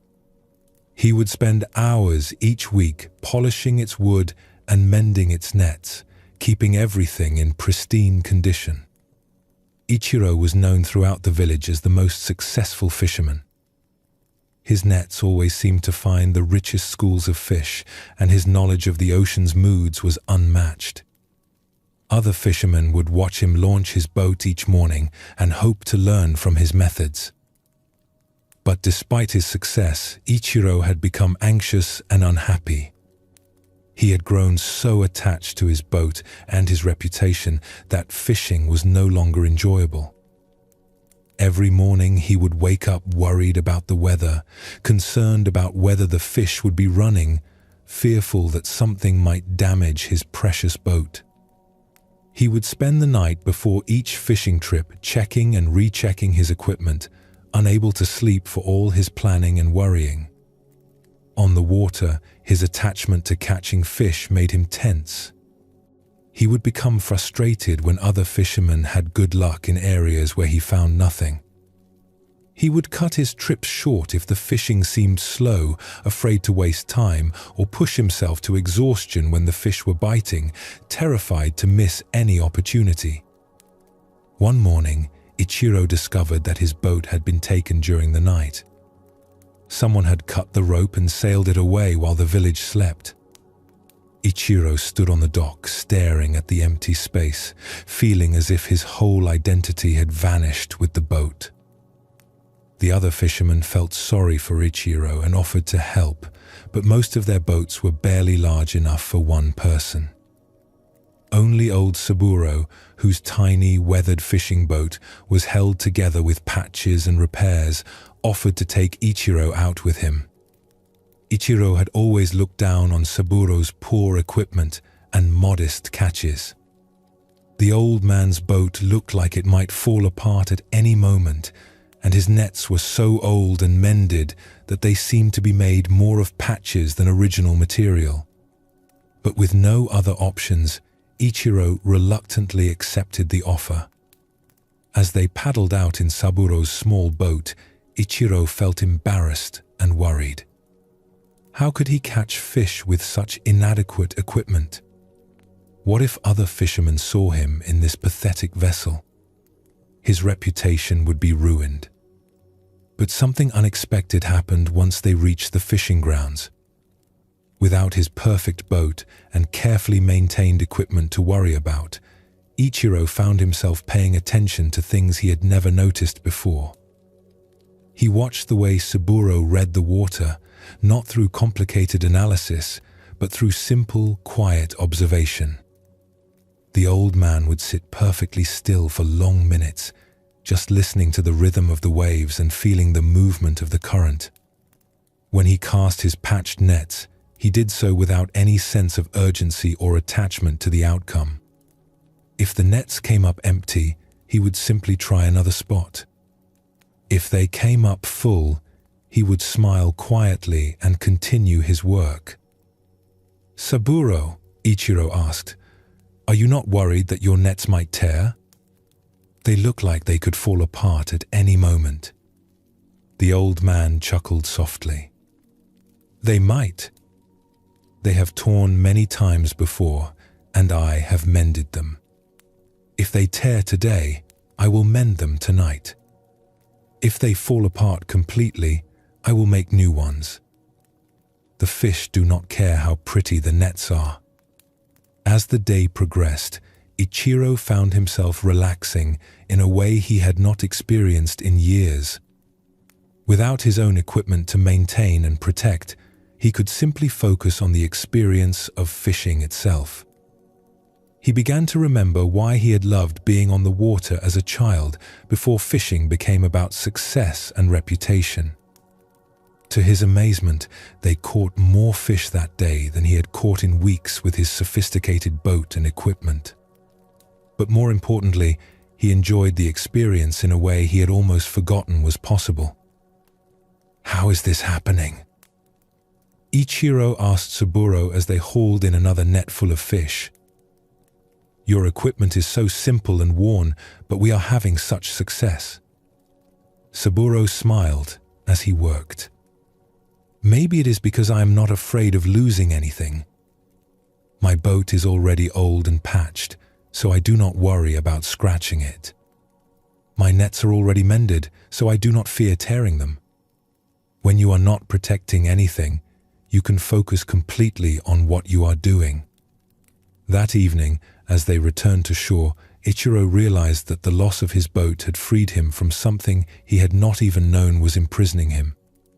His attachment to his perfect equipment had been preventing him from fishing with the natural ease and attention that actually brought success. Over the following weeks, while waiting to see if his stolen boat would be found, Ichiro continued fishing with Saburo. Each day brought new discoveries about how his attachment to having the best equipment had actually been making him a worse fisherman. His constant worry about protecting his possessions had prevented him from being fully present for the work itself. When his boat was eventually recovered and returned to him, Ichiro faced an interesting choice. He could return to his old way of fishing with all its anxiety and attachment, or he could continue with the freedom he had discovered in Saburo's simple approach. He chose to keep his boat, but to fish with a different attitude. He still maintained his equipment carefully, but he no longer lived in fear of losing it. He still worked to catch fish, but he did not let his success or failure determine his peace of mind. He had learned the difference between caring for something and being enslaved by it. Years later, when young fishermen would ask Ichiro for advice, he would tell them something unexpected. "Take good care of your equipment, but do not let your equipment take care of you. Love your work, but do not let your work become your prison. The best fishing happens when you are not afraid of coming home empty-handed." This story shows us something essential about the nature of attachment and freedom. Ichiro loved his boat deeply, but his love had turned into attachment. He no longer simply appreciated the boat. He needed it to be perfect. He needed to protect it constantly. He needed his fishing to always be successful. And all of these needs created a prison of anxiety. When the boat was taken, Ichiro lost what he thought he needed. But he gained something far more valuable. He discovered what it feels like to work without the burden of constant worry, to fish without the weight of needing to succeed, to be on the water without the fear of damaging something precious. Old Saburo showed him what non-attachment looks like in practice. It is not indifference. Saburo clearly cared about his work. He treated his equipment with respect and mended it carefully. But he did not live in fear of losing it. He held his livelihood lightly, and this lightness allowed him to fish with natural grace and presence. The teaching of non-attachment does not ask us to stop caring about things. It asks us to stop making our peace dependent on keeping things exactly as they are. Ichiro could still care for his boat when it was returned. But now he cared for it without being imprisoned by it. He maintained it without living in fear. He fished with dedication without letting outcomes control his well-being. This is what the Buddha meant when he taught about letting go. Not abandoning what we love, but releasing our desperate grip on it. When we hold things tightly, we cannot really enjoy them because we are too busy worrying about losing them. But when we hold them lightly, when we appreciate them while they are here without demanding they stay forever, we can actually be present for the beauty and value they offer. Notice any place where you might be holding tension. Your shoulders, your hands, your belly. Can you soften there? Can you practice holding this moment lightly? Ichiro's transformation shows us that what we think we need for happiness often becomes the source of our unhappiness. His perfect boat, instead of bringing joy, had become a source of constant anxiety. His reputation as a skilled fisherman, instead of feeling good, had become a burden he had to defend. Only when these things were taken away did he discover that he could be happy, could be successful, could enjoy his work without them. This does not mean we should not have possessions or take pride in our skills. It means we should not let these things possess us. We can enjoy what we have without being enslaved by the fear of losing it. We can work toward goals without making our peace dependent on achieving them. We can love people without trying to control them or keep them from changing. Let us explore another story that takes this teaching even deeper, showing how letting go can transform not just our relationship with things, but our relationship with our own expectations and plans. There was once a master calligrapher named Eishin, who was renowned throughout the region for his skill. People would travel for days to commission a piece of his work, and his scrolls were treasured by collectors and temples. His brushstrokes seemed to flow from some source of beauty beyond ordinary human ability. Eishin took great pride in his art. He would spend hours preparing his ink to perfect consistency, selecting brushes with ideal flexibility, and waiting for precisely the right mental state before beginning any important piece. His studio was arranged with careful attention, every tool in its proper place, everything organized to support his pursuit of perfection. One spring morning, a wealthy merchant commissioned Eishin to create a scroll for his daughter's wedding. It was to be the most important piece Eishin had ever attempted, worthy of the substantial payment offered. The merchant requested specific characters meaning eternal happiness in Eishin's most elaborate style. Eishin prepared for days. He fasted to purify his mind, meditated to calm his spirit, and practiced the characters hundreds of times on ordinary paper. When he finally felt ready, he laid out his finest silk scroll, prepared his most precious ink, and selected his most beloved brush. As he began the first character, something felt perfect. His hand moved with fluid grace, the ink flowed like water, and the character emerged with stunning beauty. Eishin's heart swelled with satisfaction. This would be his masterpiece, the piece that would establish his legacy for generations. But as he moved to the second character, a sudden gust of wind through the open window knocked over his water bowl. The water splashed across the scroll, creating a large stain right through the center of his perfect first character. Eishin stared at the damaged scroll. Weeks of preparation destroyed in an instant. The silk was expensive and rare. The commission was crucial for his reputation. And worst of all, the perfect character he had created was now completely ruined.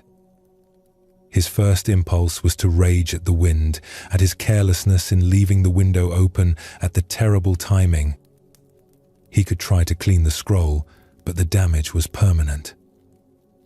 He could start over, but he had no more silk of this quality, and the merchant expected the piece within days. As Eishin sat staring at the damaged scroll, feeling his dreams of the perfect masterpiece crumble, something began to shift in his perception. He looked more closely at the water stain. It had created an organic, flowing shape that seemed to complement the partial character rather than destroy it. The stain had its own beauty, like a cloud formation or a mountain silhouette.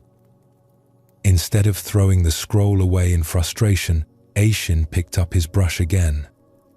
He began to work with the accident rather than against it.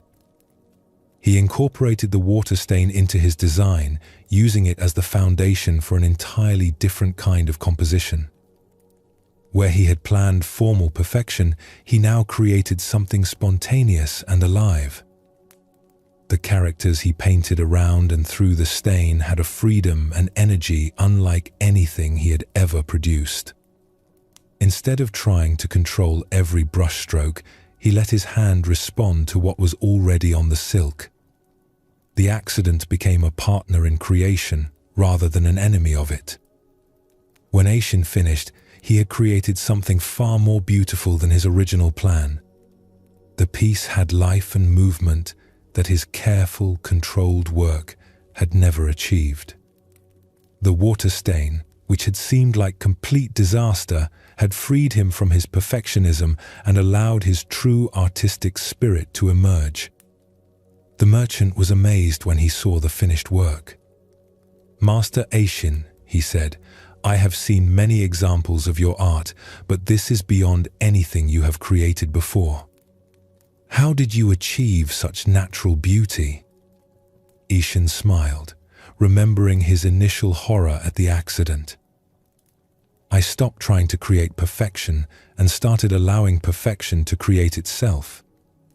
The stain taught me that my greatest obstacle was not imperfection, but my fear of it. When I let go of needing to control every detail, my art became truly alive." From that day forward, Aishin's work changed completely. He still practiced diligently and prepared carefully, but he no longer tried to force predetermined outcomes. He learned to welcome accidents, to work with the unexpected, and to see imperfection as a doorway to deeper creativity. The story of Aishin shows us another dimension of letting go.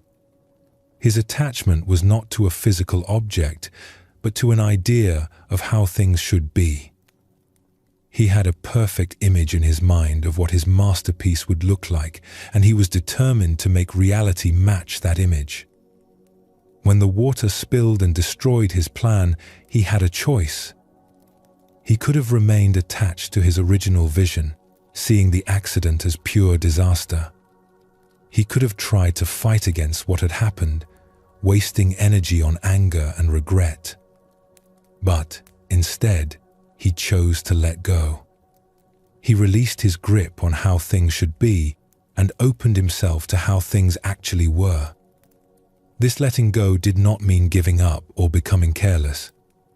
It meant working skillfully with what actually appeared rather than fighting against reality in favor of his expectations.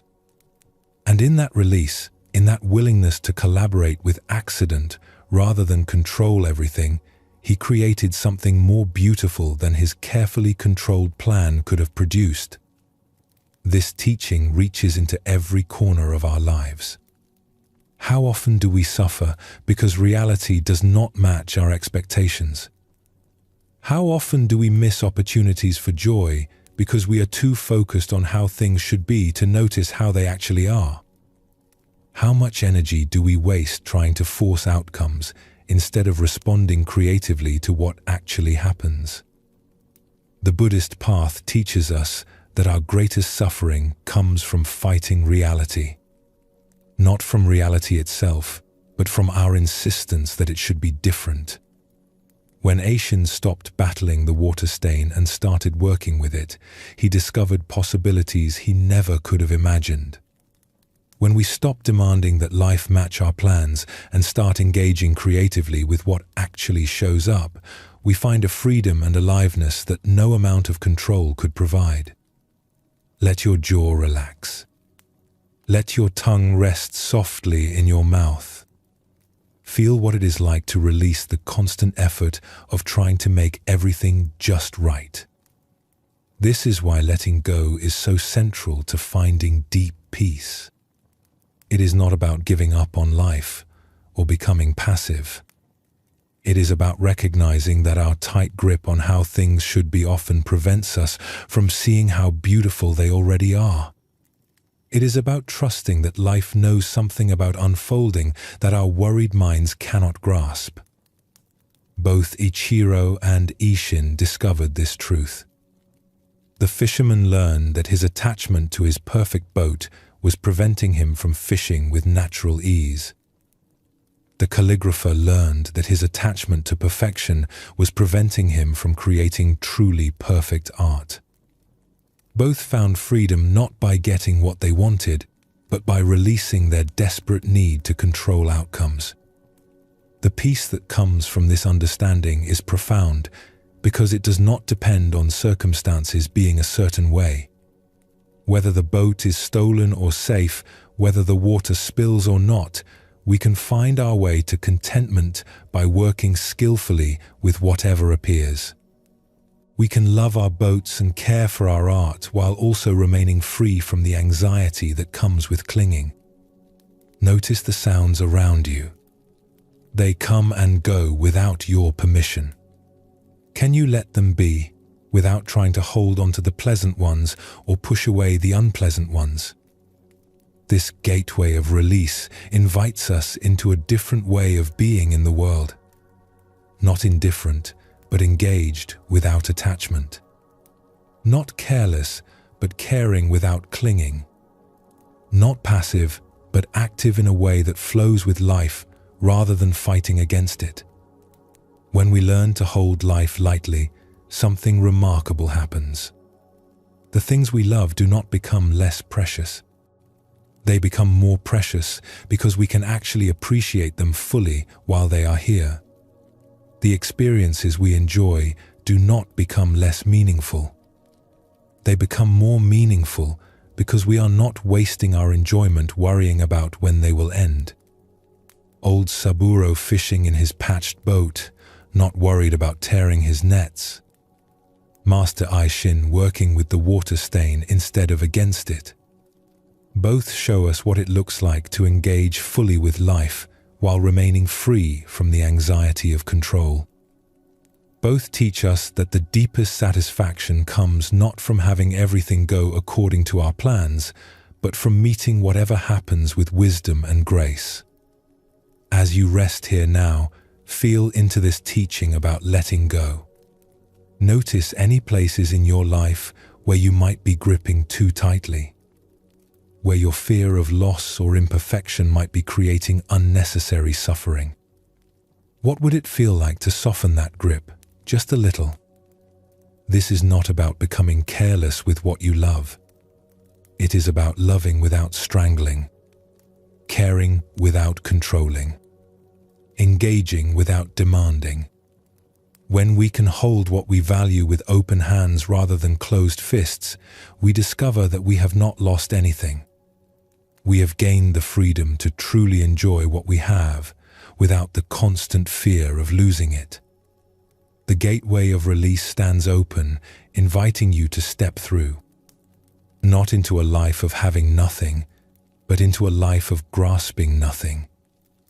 Not into a life of caring about nothing, but into a life of holding everything lightly. In this balance between engagement and release, between loving and letting go, we find the peace that the Buddha promised. The peace that does not depend on circumstances, but on our relationship to circumstances. The peace that remains steady whether we gain or lose, succeed or fail, because it is rooted in something deeper than outcomes. Let yourself rest in this understanding. The breath flows in and out without grasping. The heart beats without clinging. Life unfolds moment by moment, and we can participate fully in that unfolding without needing to control where it goes. This is the freedom that comes from letting go. This is the peace that arises when we finally release our desperate grip and discover that we can trust life to carry us, just as the ocean carries the skilled fisherman who has learned to work with the waves rather than fight against them. There is something the Zen masters have noticed about wisdom. They have observed that we can know many things about truth without actually knowing truth itself. We can read hundreds of books about peace without experiencing a moment of real peace. We can memorize all the teachings about compassion without feeling genuine compassion in our hearts. This is not because books and teachings are worthless. They point us in the right direction. They describe the path. But describing a path is not the same as walking it. Reading about water does not quench thirst. Studying recipes does not fill an empty stomach. And learning about enlightenment, no matter how thoroughly, does not bring the actual experience of awakening. The Buddha himself taught this. He said his teachings were like a finger pointing at the moon. The finger is helpful because it shows us where to look. But if we spend all our time studying the finger, analyzing it, discussing its shape and angle, we will miss the moon entirely. The purpose of the finger is to direct our attention to something beyond itself. This teaching is especially important in our modern world, where we have access to more spiritual information than any previous generation. We can read thousands of books about Zen Buddhism. We can listen to countless talks. We can study with many teachers. But none of this accumulation of knowledge will bring us the peace we seek unless we move from knowing about to actually knowing. From understanding concepts to living truth. The Zen masters teach that wisdom must be embodied, not just understood. It must be lived, not just studied. The peace we seek comes not from filling our minds with information, but from transforming how we actually meet each moment of our lives. Let us explore a story that shows the difference between these two kinds of knowing. High in the mountains, there lived a scholar named Hayato who had devoted his entire life to studying Buddhist philosophy. His small house was filled from floor to ceiling with ancient texts, commentaries, and volumes of teachings from every school of Buddhist thought. He could recite complex philosophical arguments from memory and explain the most subtle points of doctrine with impressive precision. Hayato spent his days reading, taking careful notes, and writing his own commentaries on the great works. He had developed a reputation as one of the most learned Buddhist scholars in the region. Students would occasionally make the difficult journey up the mountain to study with him, hoping to benefit from his vast knowledge. But despite all his learning, Hayato felt something was missing. His understanding was complete in theory, but when he faced daily problems or difficult emotions, his scholarly knowledge seemed to offer little help. He could explain the nature of suffering in elaborate detail, but he still suffered. He could describe the path to enlightenment perfectly, but he felt far from enlightened. One winter morning, an old woman appeared at Hayato's door. She was bent with age, dressed in simple peasant clothes and carrying a small bundle of vegetables. She looked like any ordinary village farmer, certainly not someone who would have anything to teach a great scholar. "Excuse me, sir," she said in a humble voice. "I have been walking all night through the snow, and I am very cold and tired. Might I sit by your fire for a while to warm myself?" Hayato was annoyed by the interruption to his studies, but his Buddhist training had taught him about compassion. He reluctantly allowed the woman to enter and sit by his small hearth. As she warmed herself, the old woman noticed the books covering every surface of the room.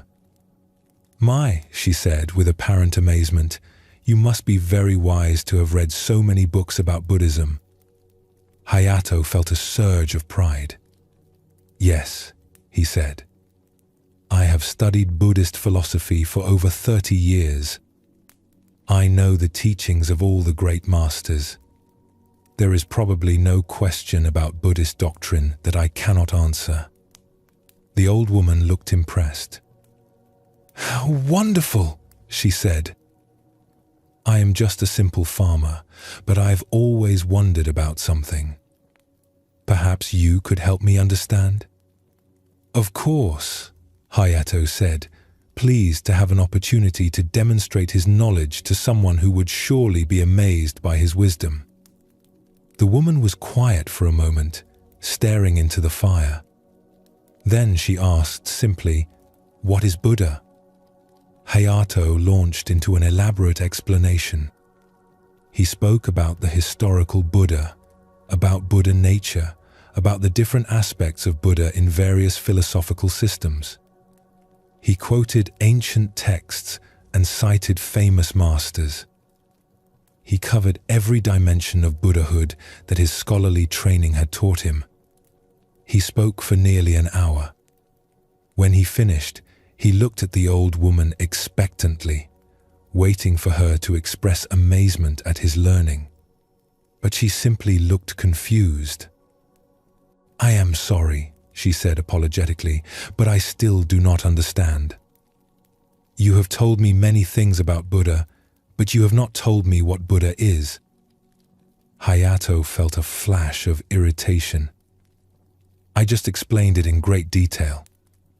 Perhaps you were not listening carefully enough. Buddha is the awakened one, the one who achieved complete enlightenment, the teacher who showed us the path." Yes, the old woman interrupted gently, "but what is Buddha? Not what Buddha did or what Buddha teaches, but what Buddha actually is." Hayato tried again, this time using different terminology and approaching the question from various philosophical angles. But no matter how he explained it, the woman kept asking the same simple question. "But what is Buddha?" After 2 hours of increasingly frustrated explanations, Hayato finally lost his patience. "Look, old woman, if you cannot understand such basic Buddhist concepts, perhaps you should stick to farming and leave philosophy to those who are capable of grasping it." The elderly woman looked at him with eyes that suddenly seemed much deeper than before. "My dear scholar," she said softly, "you have spent 30 years learning about Buddha, but you have never met Buddha. You can describe Buddha perfectly, but you do not know what Buddha is." She stood up slowly and gathered her small bundle. True understanding is not found in books or explanations. It is found in direct experience. You know what Buddha did and what Buddha taught, but you do not know what Buddha is because you have never looked inside yourself to find the Buddha nature that lives there. As she walked toward the door, she turned back with a gentle smile. "I'm just a simple farmer, as you said. I cannot read your books or explain your philosophies. But when I work in my garden, I know Buddha. When I sit quietly in the evening, I meet Buddha. When I help a neighbor or feed a hungry animal, Buddha is there. I may not know about Buddha, but I know Buddha directly." With that, the old woman disappeared into the snowy morning, leaving Hayato alone with his thousands of books and his suddenly hollow-feeling knowledge. For days afterward, Hayato could not concentrate on his studies. The woman's simple question kept echoing in his mind. What is Buddha? He realized that despite all his learning, he truly could not answer this most basic question from his own direct experience. He knew what others had said about Buddha, but he had never encountered Buddha himself. This meeting changed everything for Hayato. He did not abandon his books entirely, but he began to balance his scholarly study with simple practice. He started paying attention to his daily activities, looking for Buddha in ordinary moments rather than just in philosophical texts. Gradually, Hayato's understanding transformed from something he carried in his head to something he experienced in his heart. His knowledge became wisdom not because he learned new information, but because he began to live what he had always known intellectually. Take a gentle breath. Notice the difference between thinking about breathing and actually feeling the breath move through you. This story shows us something essential about the path to peace. Hayato had accumulated vast knowledge about Buddhism. He could explain every teaching, quote every text, answer every philosophical question. But all this knowledge remained abstract, separate from his actual life. It was information in his head, not wisdom in his heart. The old woman, with her simple question, revealed what was missing. She kept asking, "What is Buddha?" Not, "What do the texts say about Buddha?" She was pointing beyond concepts and explanations to direct experience. And Hayato, for all his learning, could not answer from that place of direct knowing. This is a trap that many of us fall into, not just with Buddhism, but with life itself. We think that understanding something intellectually means we truly know it. We read about love and think we understand love. We study peace and believe we know peace. We learn about presence and imagine we are present. But there is a vast difference between knowing about something and knowing it directly. The old woman knew Buddha not through study, but through living. When she worked in her garden, when she sat quietly, when she helped others, she was not thinking about Buddha nature. She was experiencing it. This direct knowing cannot be found in any book because it is not made of words or concepts. It is alive. It is felt. It is lived. Hayato's transformation began when he realized that all his knowledge was like a menu in a restaurant. The menu describes the food beautifully. It lists every ingredient, explains every flavor. But reading the menu, no matter how thoroughly, does not feed you. At some point, you must actually eat the food. You must have the direct experience that the menu only points toward. This is what the Zen masters mean when they teach about direct knowing. They are not saying that study is worthless. The menu has value. It helps you choose what to order. But the purpose of the menu is to lead you to the actual meal. The purpose of Buddhist teachings is to lead you to the actual experience of peace, of awakening, of your own true nature. Let us explore another story that shows how this direct knowing appears in the simplest circumstances, often more readily than in elaborate philosophy.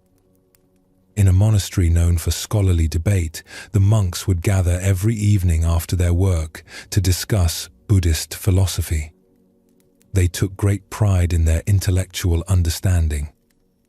They could argue fine points of doctrine for hours, each monk trying to demonstrate the depth of his knowledge and the sharpness of his reasoning. A young monk named Goro particularly loved these debates. He was quick-witted and well-read, and he took satisfaction in winning arguments and proving other monks wrong.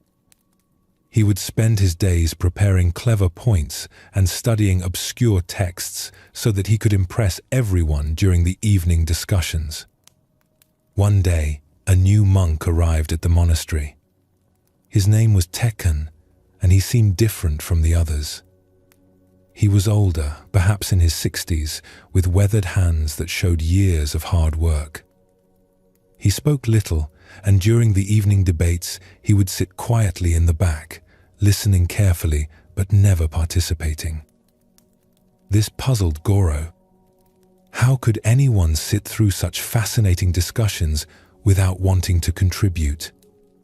After a week of watching Tekken's silence, Goro decided to draw him into the conversation. During a particularly intense debate about the nature of emptiness, Goro turned to the newcomer and said, "Brother Tekken, you have been listening to our discussions all week without saying a word. Surely you must have some opinion about whether all things are empty of inherent existence?"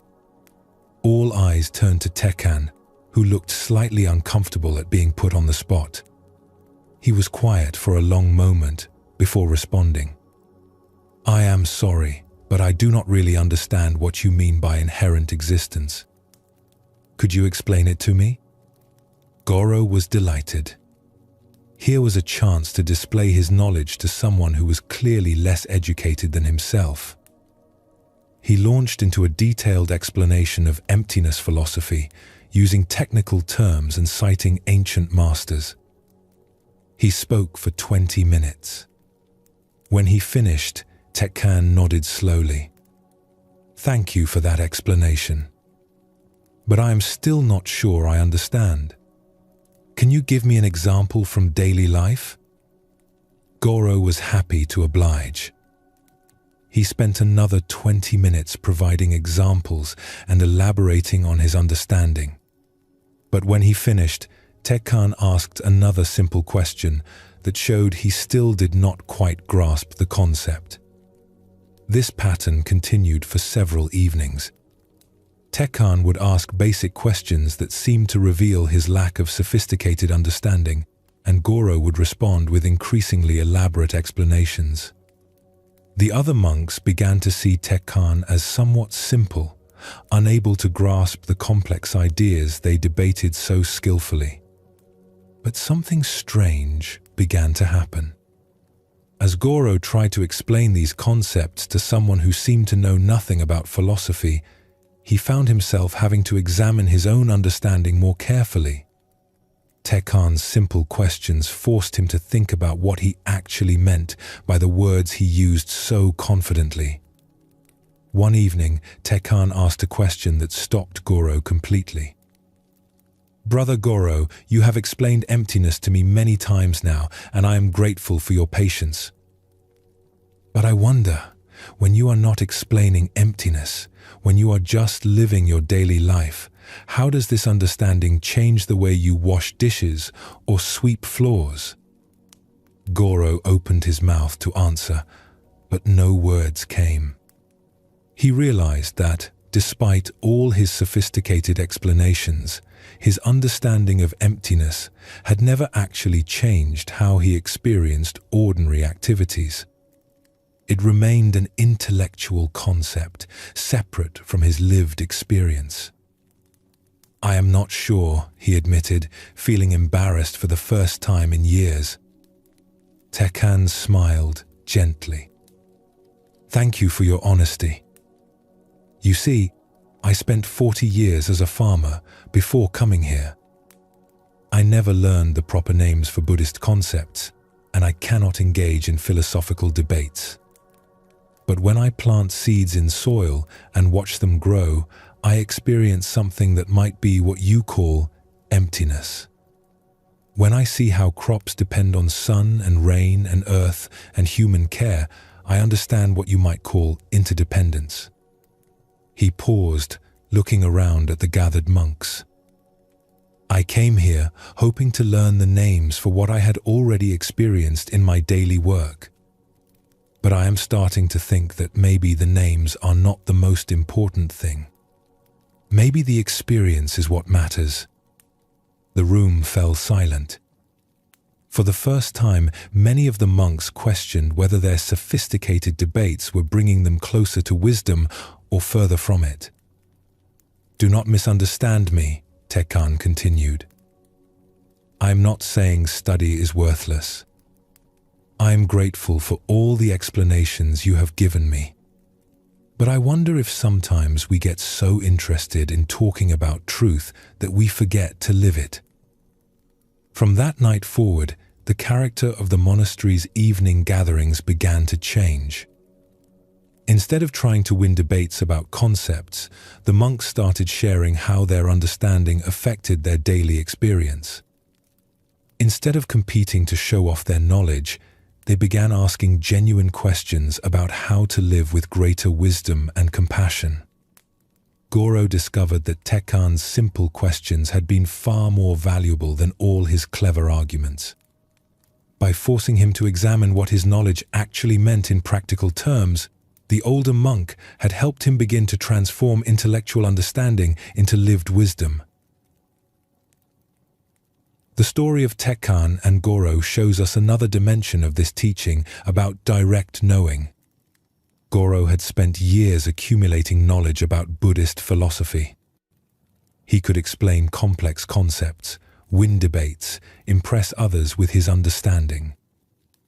But Tekkan's simple questions revealed that this knowledge remained abstract, disconnected from actual life. Tekkan's approach was the opposite of what we might expect.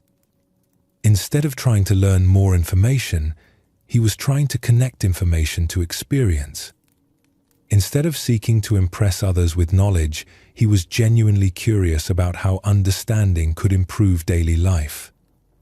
The questions Tekkan asked were more valuable than all of Goro's explanations because they pointed toward the gap between knowing about something and knowing something directly. We can memorize every teaching about compassion, but until we actually become more compassionate in our daily interactions, our knowledge remains incomplete. This teaching offers relief because it means we do not need to become scholars or experts to benefit from Buddhist wisdom. We do not need to understand every philosophical nuance or memorize complex texts. We simply need to take whatever understanding we have, however basic, and begin applying it to our actual experience. The deepest wisdom comes not from reading more books, but from paying more attention to life. Like Tekkan understanding interdependence through farming, we can discover profound truths through our ordinary activities when we bring genuine awareness to them. The washing of dishes can teach us about impermanence. The caring for others can teach us about compassion. The simple act of breathing can teach us about presence. This is what the old woman meant when she told Hayato that she knew Buddha through her daily work. She was not being poetic or mystical. She was describing direct experience. When she helped a neighbor, she was not thinking about Buddhist teachings on compassion. She was simply being compassionate. And in that actual experience of kindness, she knew something that no amount of reading about compassion could provide. When we stop trying to figure everything out with our thinking minds and start experiencing life directly with our whole being, we discover that wisdom was never hidden in books or teachings. It was always here, in the simple reality of this moment, in the breath moving through the body, in the feeling of being alive, in the natural compassion that arises when we truly see another person's struggle. Hayato spent 30 years studying what Buddha said, but he had never met Buddha in his own direct experience.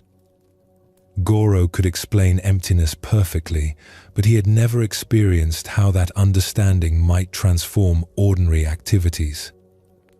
Both discovered that real wisdom requires moving from the head to the heart, from concept to experience, from knowing about to actually knowing. The gateway of direct knowing invites us to trust our own experience more than our ideas about experience, to value actual peace more than thoughts about peace, to seek real understanding more than impressive knowledge. This does not mean abandoning learning or study. It means using what we learn as a guide for how to live, not as a substitute for living. The old woman working in her garden, meeting Buddha in the simple act of tending plants. Tekkan asking basic questions, seeking to connect philosophy to the reality of sweeping floors and washing dishes. Both show us what embodied wisdom looks like. Both teach us that the peace we seek is not hiding in complex teachings waiting to be understood. It is here, in the direct experience of this moment, waiting to be lived. As you rest here now, notice the difference between thinking about peace and actually feeling peaceful. Between knowing that you should relax and actually releasing tension. Between understanding concepts about presence and being fully present. This difference is what these stories are pointing toward. This is the gateway of direct knowing. The Buddha taught for 40 years, but he never meant for people to stop with understanding his words. He meant for them to walk the path he described, to taste the freedom he pointed toward, to have their own direct experience of awakening. The teachings are beautiful and valuable, but they are not the destination. They are signposts along the way.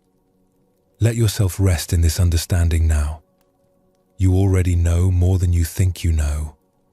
You already understand more than you give yourself credit for. The question is not whether you have enough knowledge. The question is whether you are willing to live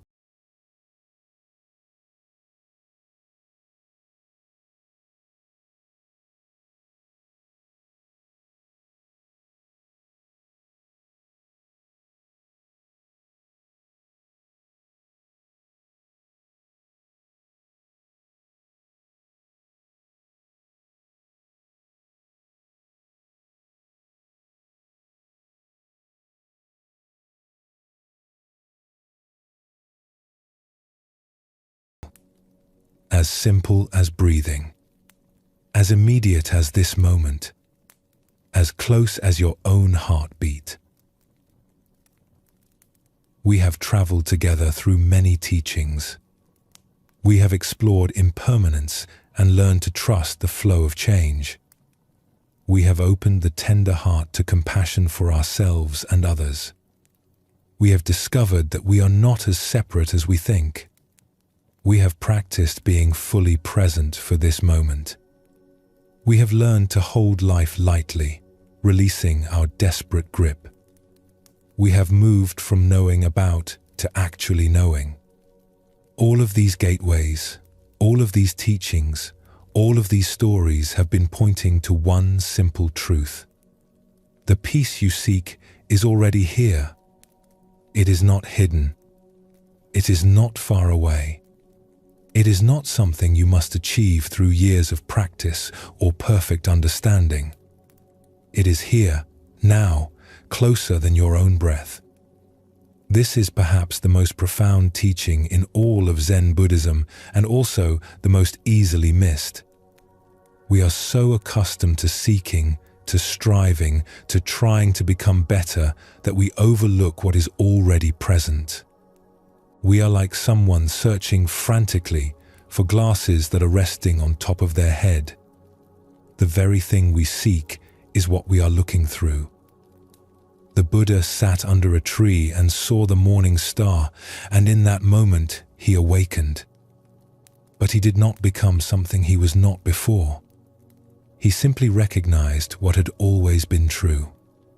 He saw that the peace, the freedom, the completeness he had been seeking was his own true nature. It had never been missing. He had simply been looking in the wrong direction. The Zen masters teach that this recognition is available to everyone in every moment. We do not need special circumstances or perfect conditions. We do not need to be wiser or better or more spiritual. We simply need to stop long enough to notice what has always been here.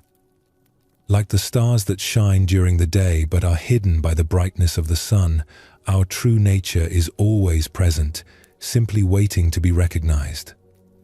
Let us explore a story that shows how this recognition can dawn in the simplest circumstances.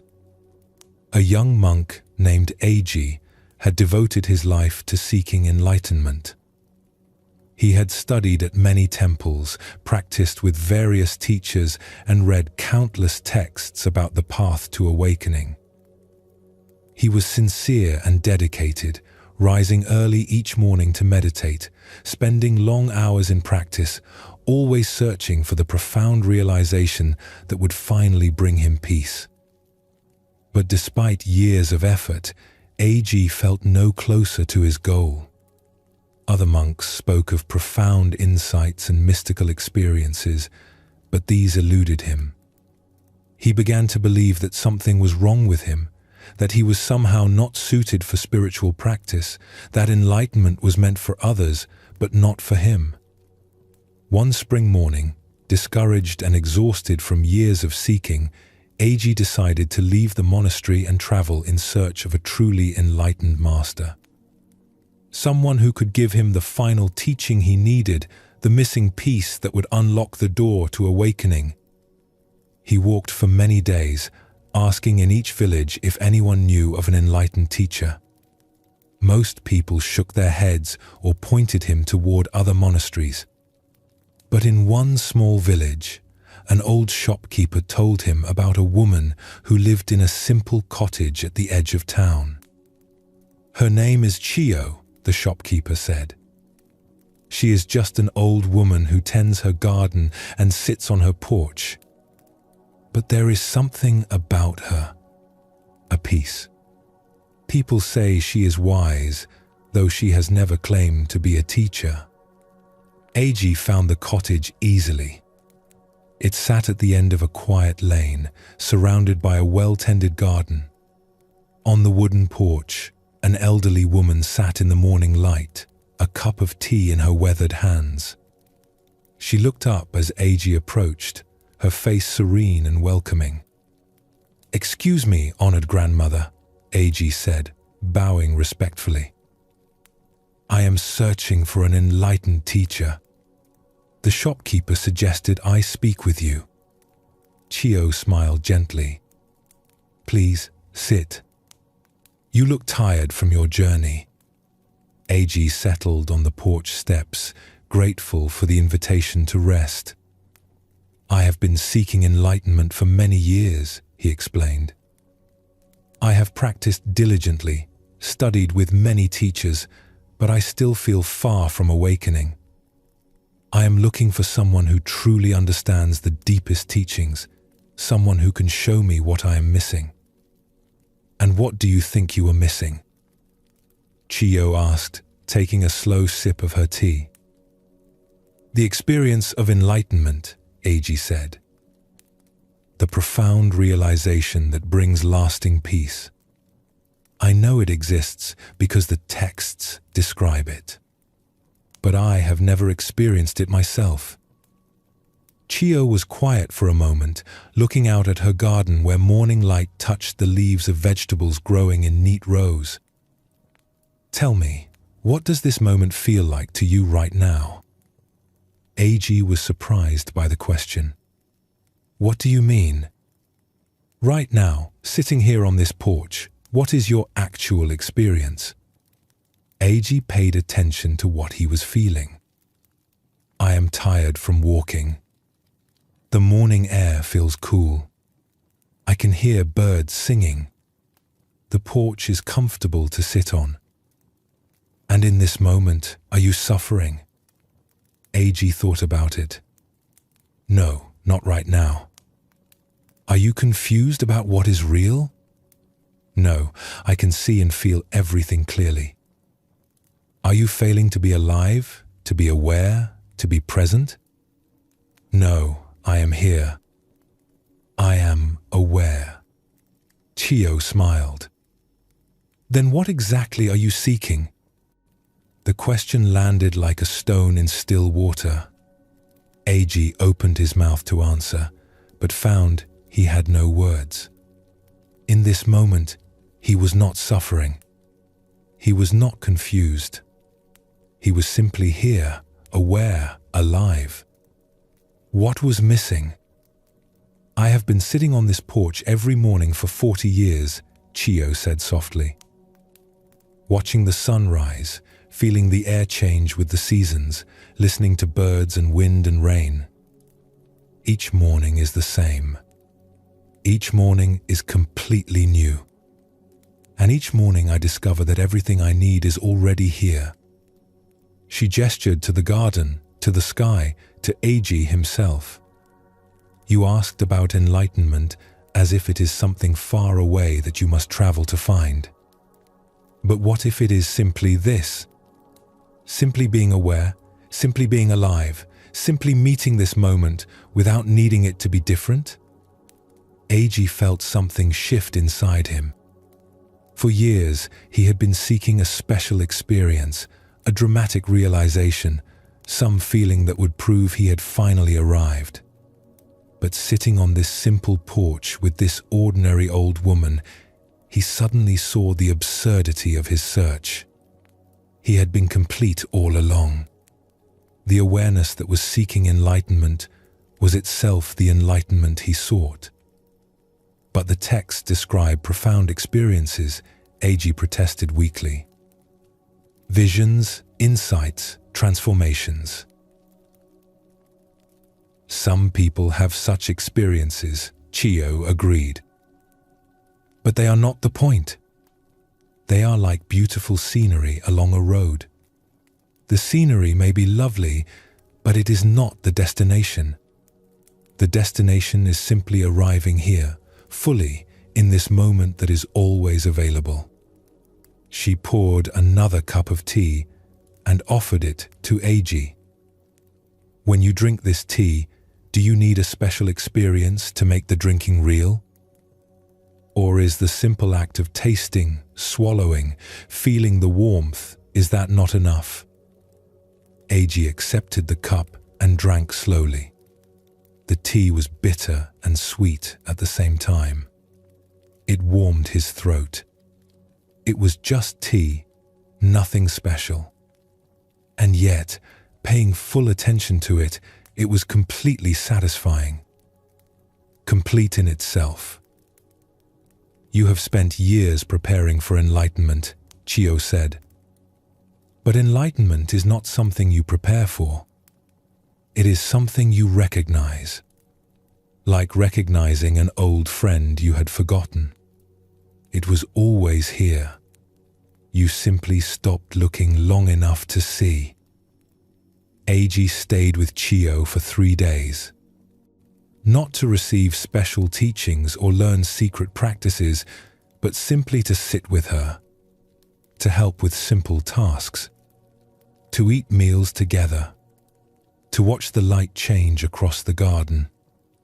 And in that simplicity, he began to understand. The peace he had been seeking was not something he needed to create or achieve.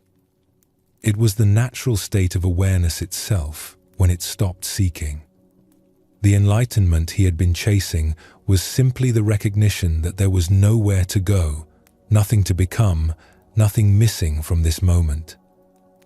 On the morning he left to return to his monastery, Chiyo walked him to the edge of her garden. "What will you tell your brothers when they ask what you learned?" she asked. Eiji smiled. "I will tell them I learned nothing, and that nothing was exactly what I needed to learn." Years later, Eiji became a respected teacher himself. When students came to him seeking enlightenment, he would sometimes tell them about the old woman who taught him the most important lesson by teaching him nothing at all. "The greatest teacher I ever met," he would say, "was someone who simply showed me that what I was seeking was what I was looking through all along." This story shows us the culmination of all the teachings we have explored together. Eiji spent years seeking enlightenment, believing it was something he needed to find or achieve. But Chiyo helped him see that he was already awake, already aware, already complete. The seeking itself was the only thing preventing him from recognizing this. This is what all the gateways have been pointing toward. When we truly understand impermanence, we stop trying to freeze time and recognize the perfection of constant flow. When we open the tender heart, we discover that our capacity to feel is itself a form of completeness. When we see through the illusion of separation, we recognize our true nature is spacious and free. When we practice presence, we come home to the only moment that exists. When we let go, we discover we were never holding anything real in the first place. When we move from concept to experience, we find that truth was never hidden in ideas. All of these teachings lead here, to the simple recognition that you are already home, already whole, already at peace. Not because you have achieved something, but because that is your nature. Like water being wet or fire being warm, awareness is naturally peaceful when it stops struggling against itself. Notice right now, in this moment, what is actually missing. Not what you think should be different, but what is actually absent from your direct experience. The awareness that notices these words, that feels the breath, that experiences being alive, is it lacking anything essential? This recognition does not mean all your problems disappear. Chio still had to tend her garden, deal with the weather, grow old. Eiji still had to navigate daily life, face challenges, experience both joy and sorrow. But underneath all of these changing circumstances was something that remained stable. The simple fact of awareness itself, of being alive, of being here. Let us explore one more story that shows how this recognition can transform a lifetime of seeking into a lifetime of simply being. In a large monastery, there lived a master named Ren who had been teaching students for 50 years. He was known throughout the region for his deep knowledge and his ability to answer even the most difficult questions about spiritual practice. His lectures were attended by hundreds, and his books were studied in temples across the land. But as Master Ren grew older, something began to change in his teaching. Instead of giving long, elaborate explanations, he started responding to questions with simpler and shorter answers. Instead of assigning complex practices, he began suggesting that students simply sit quietly and pay attention to their breath. His senior students were puzzled by this change.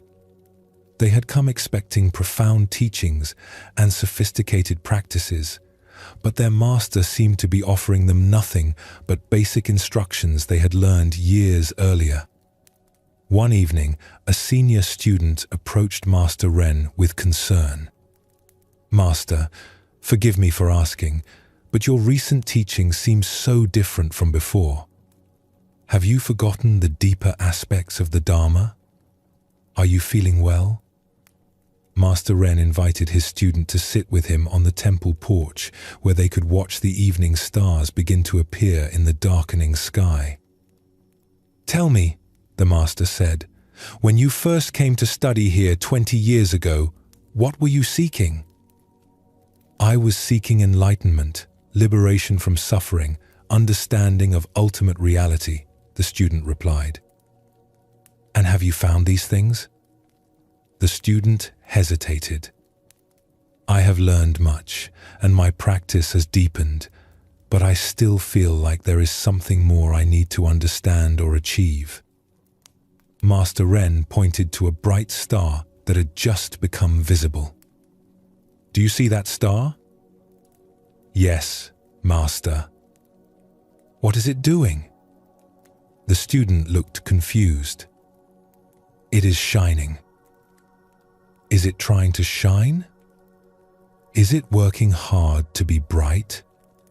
Is it seeking to become a better star?" "No, it is just naturally shining." "And yet," Master Ren said softly, "its light has traveled across vast distances to reach your eyes. Without any effort or seeking, it illuminates the darkness for anyone who looks up." They sat in peaceful silence as more stars appeared across the clear night sky. "When I was a young teacher," Master Ren continued, "I thought my job was to give students complicated practices and profound insights. I believed that enlightenment was something difficult that required years of special effort. But as I have grown older, I have discovered something simpler. He gestured toward the field of stars above them. Look at this perfect teaching that appears every clear night. The stars do not struggle to shine. The sky does not effort to be spacious. The night does not try to be peaceful. Yet, here is the most complete demonstration of our true nature anyone could ask for. The student looked up at the stars with new understanding. You are saying that our true nature is like the stars, naturally luminous without effort? I am not saying anything, Master Ren replied with a gentle laugh. But what do you experience when you stop trying to figure everything out and simply rest in awareness, like the space that holds all these stars? As they continued sitting together in the quiet night, the student gradually felt his mind settling into a natural stillness. The questions and seeking that usually filled his thoughts seemed to dissolve into the peaceful vastness of the evening. He was not trying to meditate or achieve any particular state. He was simply present, like the stars simply shining. "Master," he said quietly, "I think I understand why your teaching has become so simple." "Why is that?" "Because what we are looking for is already so simple that complex teachings only cover it up."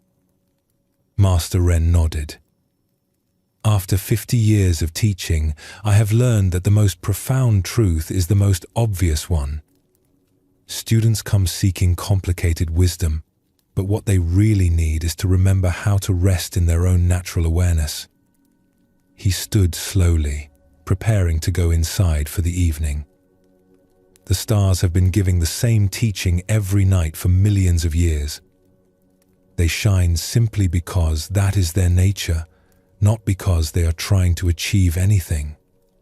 When we discover that we too can simply be what we are, without struggling to become something else, we find the peace that has always been available.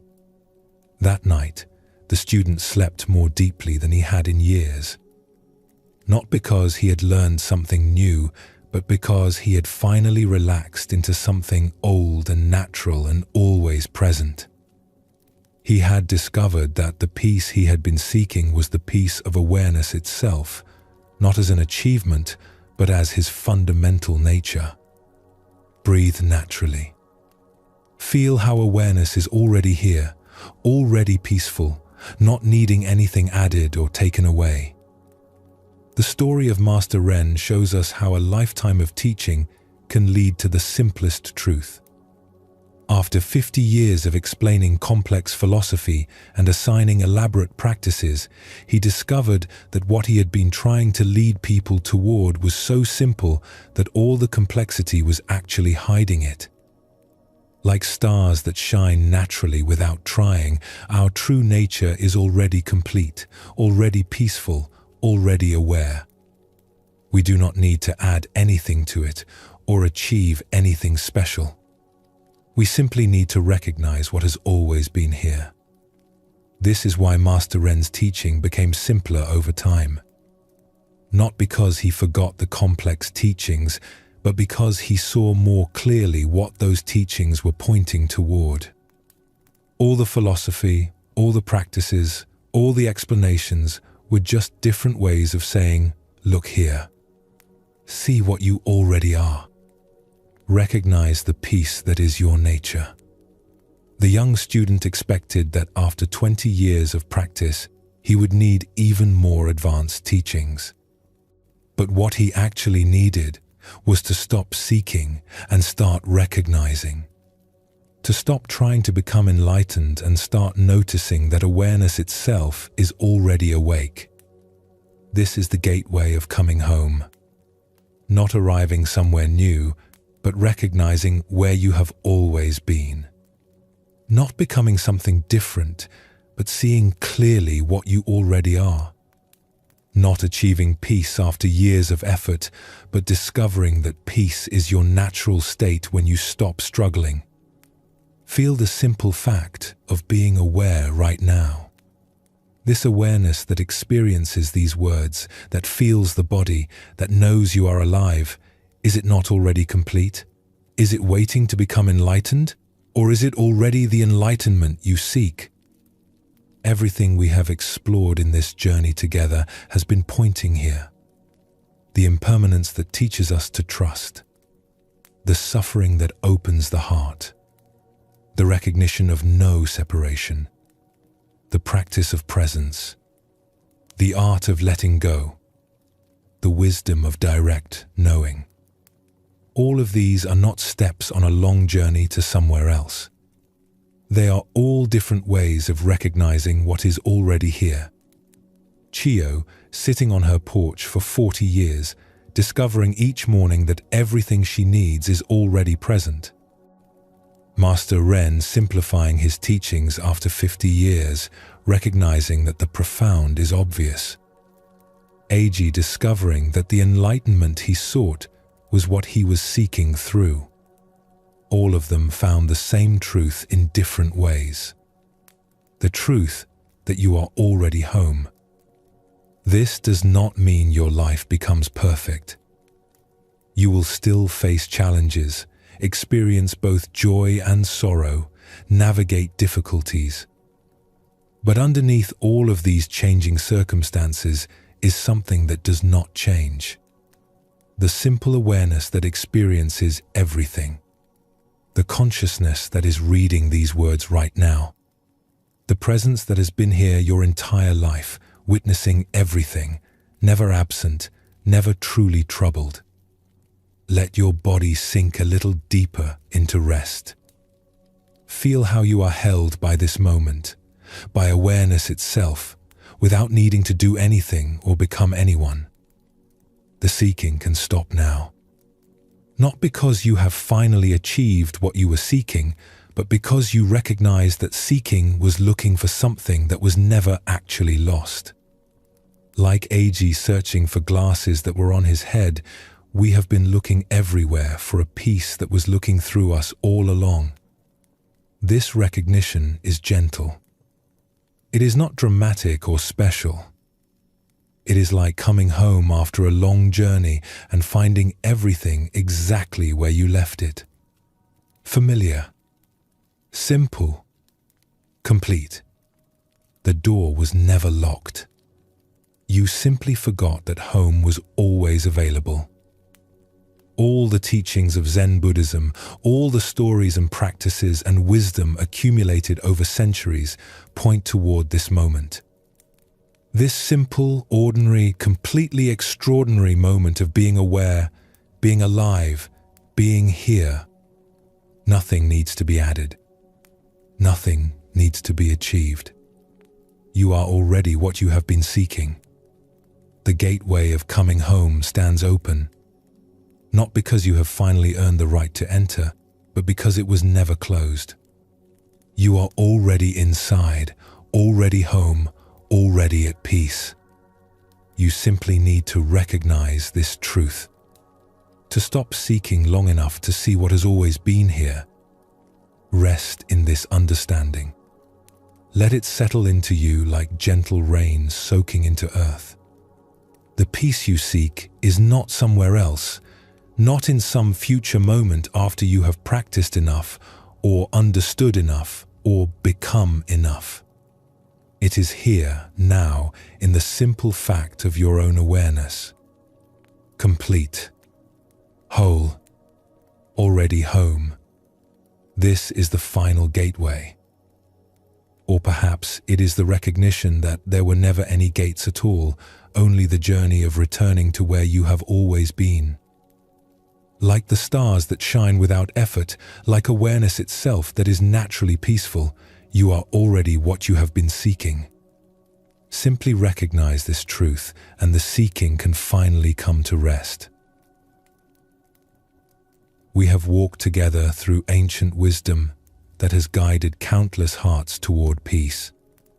Through teachings about change and compassion, presence and release, knowing and being.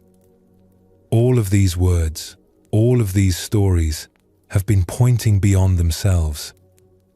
Like fingers pointing at the moon, they have been directing your attention towards something that cannot be captured in language. The living peace that is your own true nature. You do not need to remember everything we explored tonight. The teachings are not meant to be carried in your mind like a heavy load. They are meant to dissolve into your being like medicine absorbed into the body. The understanding will work in you naturally in its own time without any effort on your part. As you rest now, know that you have received something precious. Not new information to add to what you already know, but a remembering of what you have always been. Seeds have been planted in the fertile ground of your awareness. They will grow in their own season, without your worry or tending. There is nothing more you need to do tonight. The path continues not through striving, but through the simple allowing of life to unfold. Like the morning star that taught the Buddha, life itself will continue to teach you moment by moment if you remain open to its lessons. May you rest deeply in the peace that is already yours. May you wake tomorrow with the gentle recognition that you are exactly where you need to be. May you meet each moment with the kindness and wisdom that these teachings have pointed toward. Thank you for walking this path with us. Thank you for opening your heart to these ancient truths. Thank you for being exactly who you are. Sleep well, and thank you for joining us here at Sleepy Monk.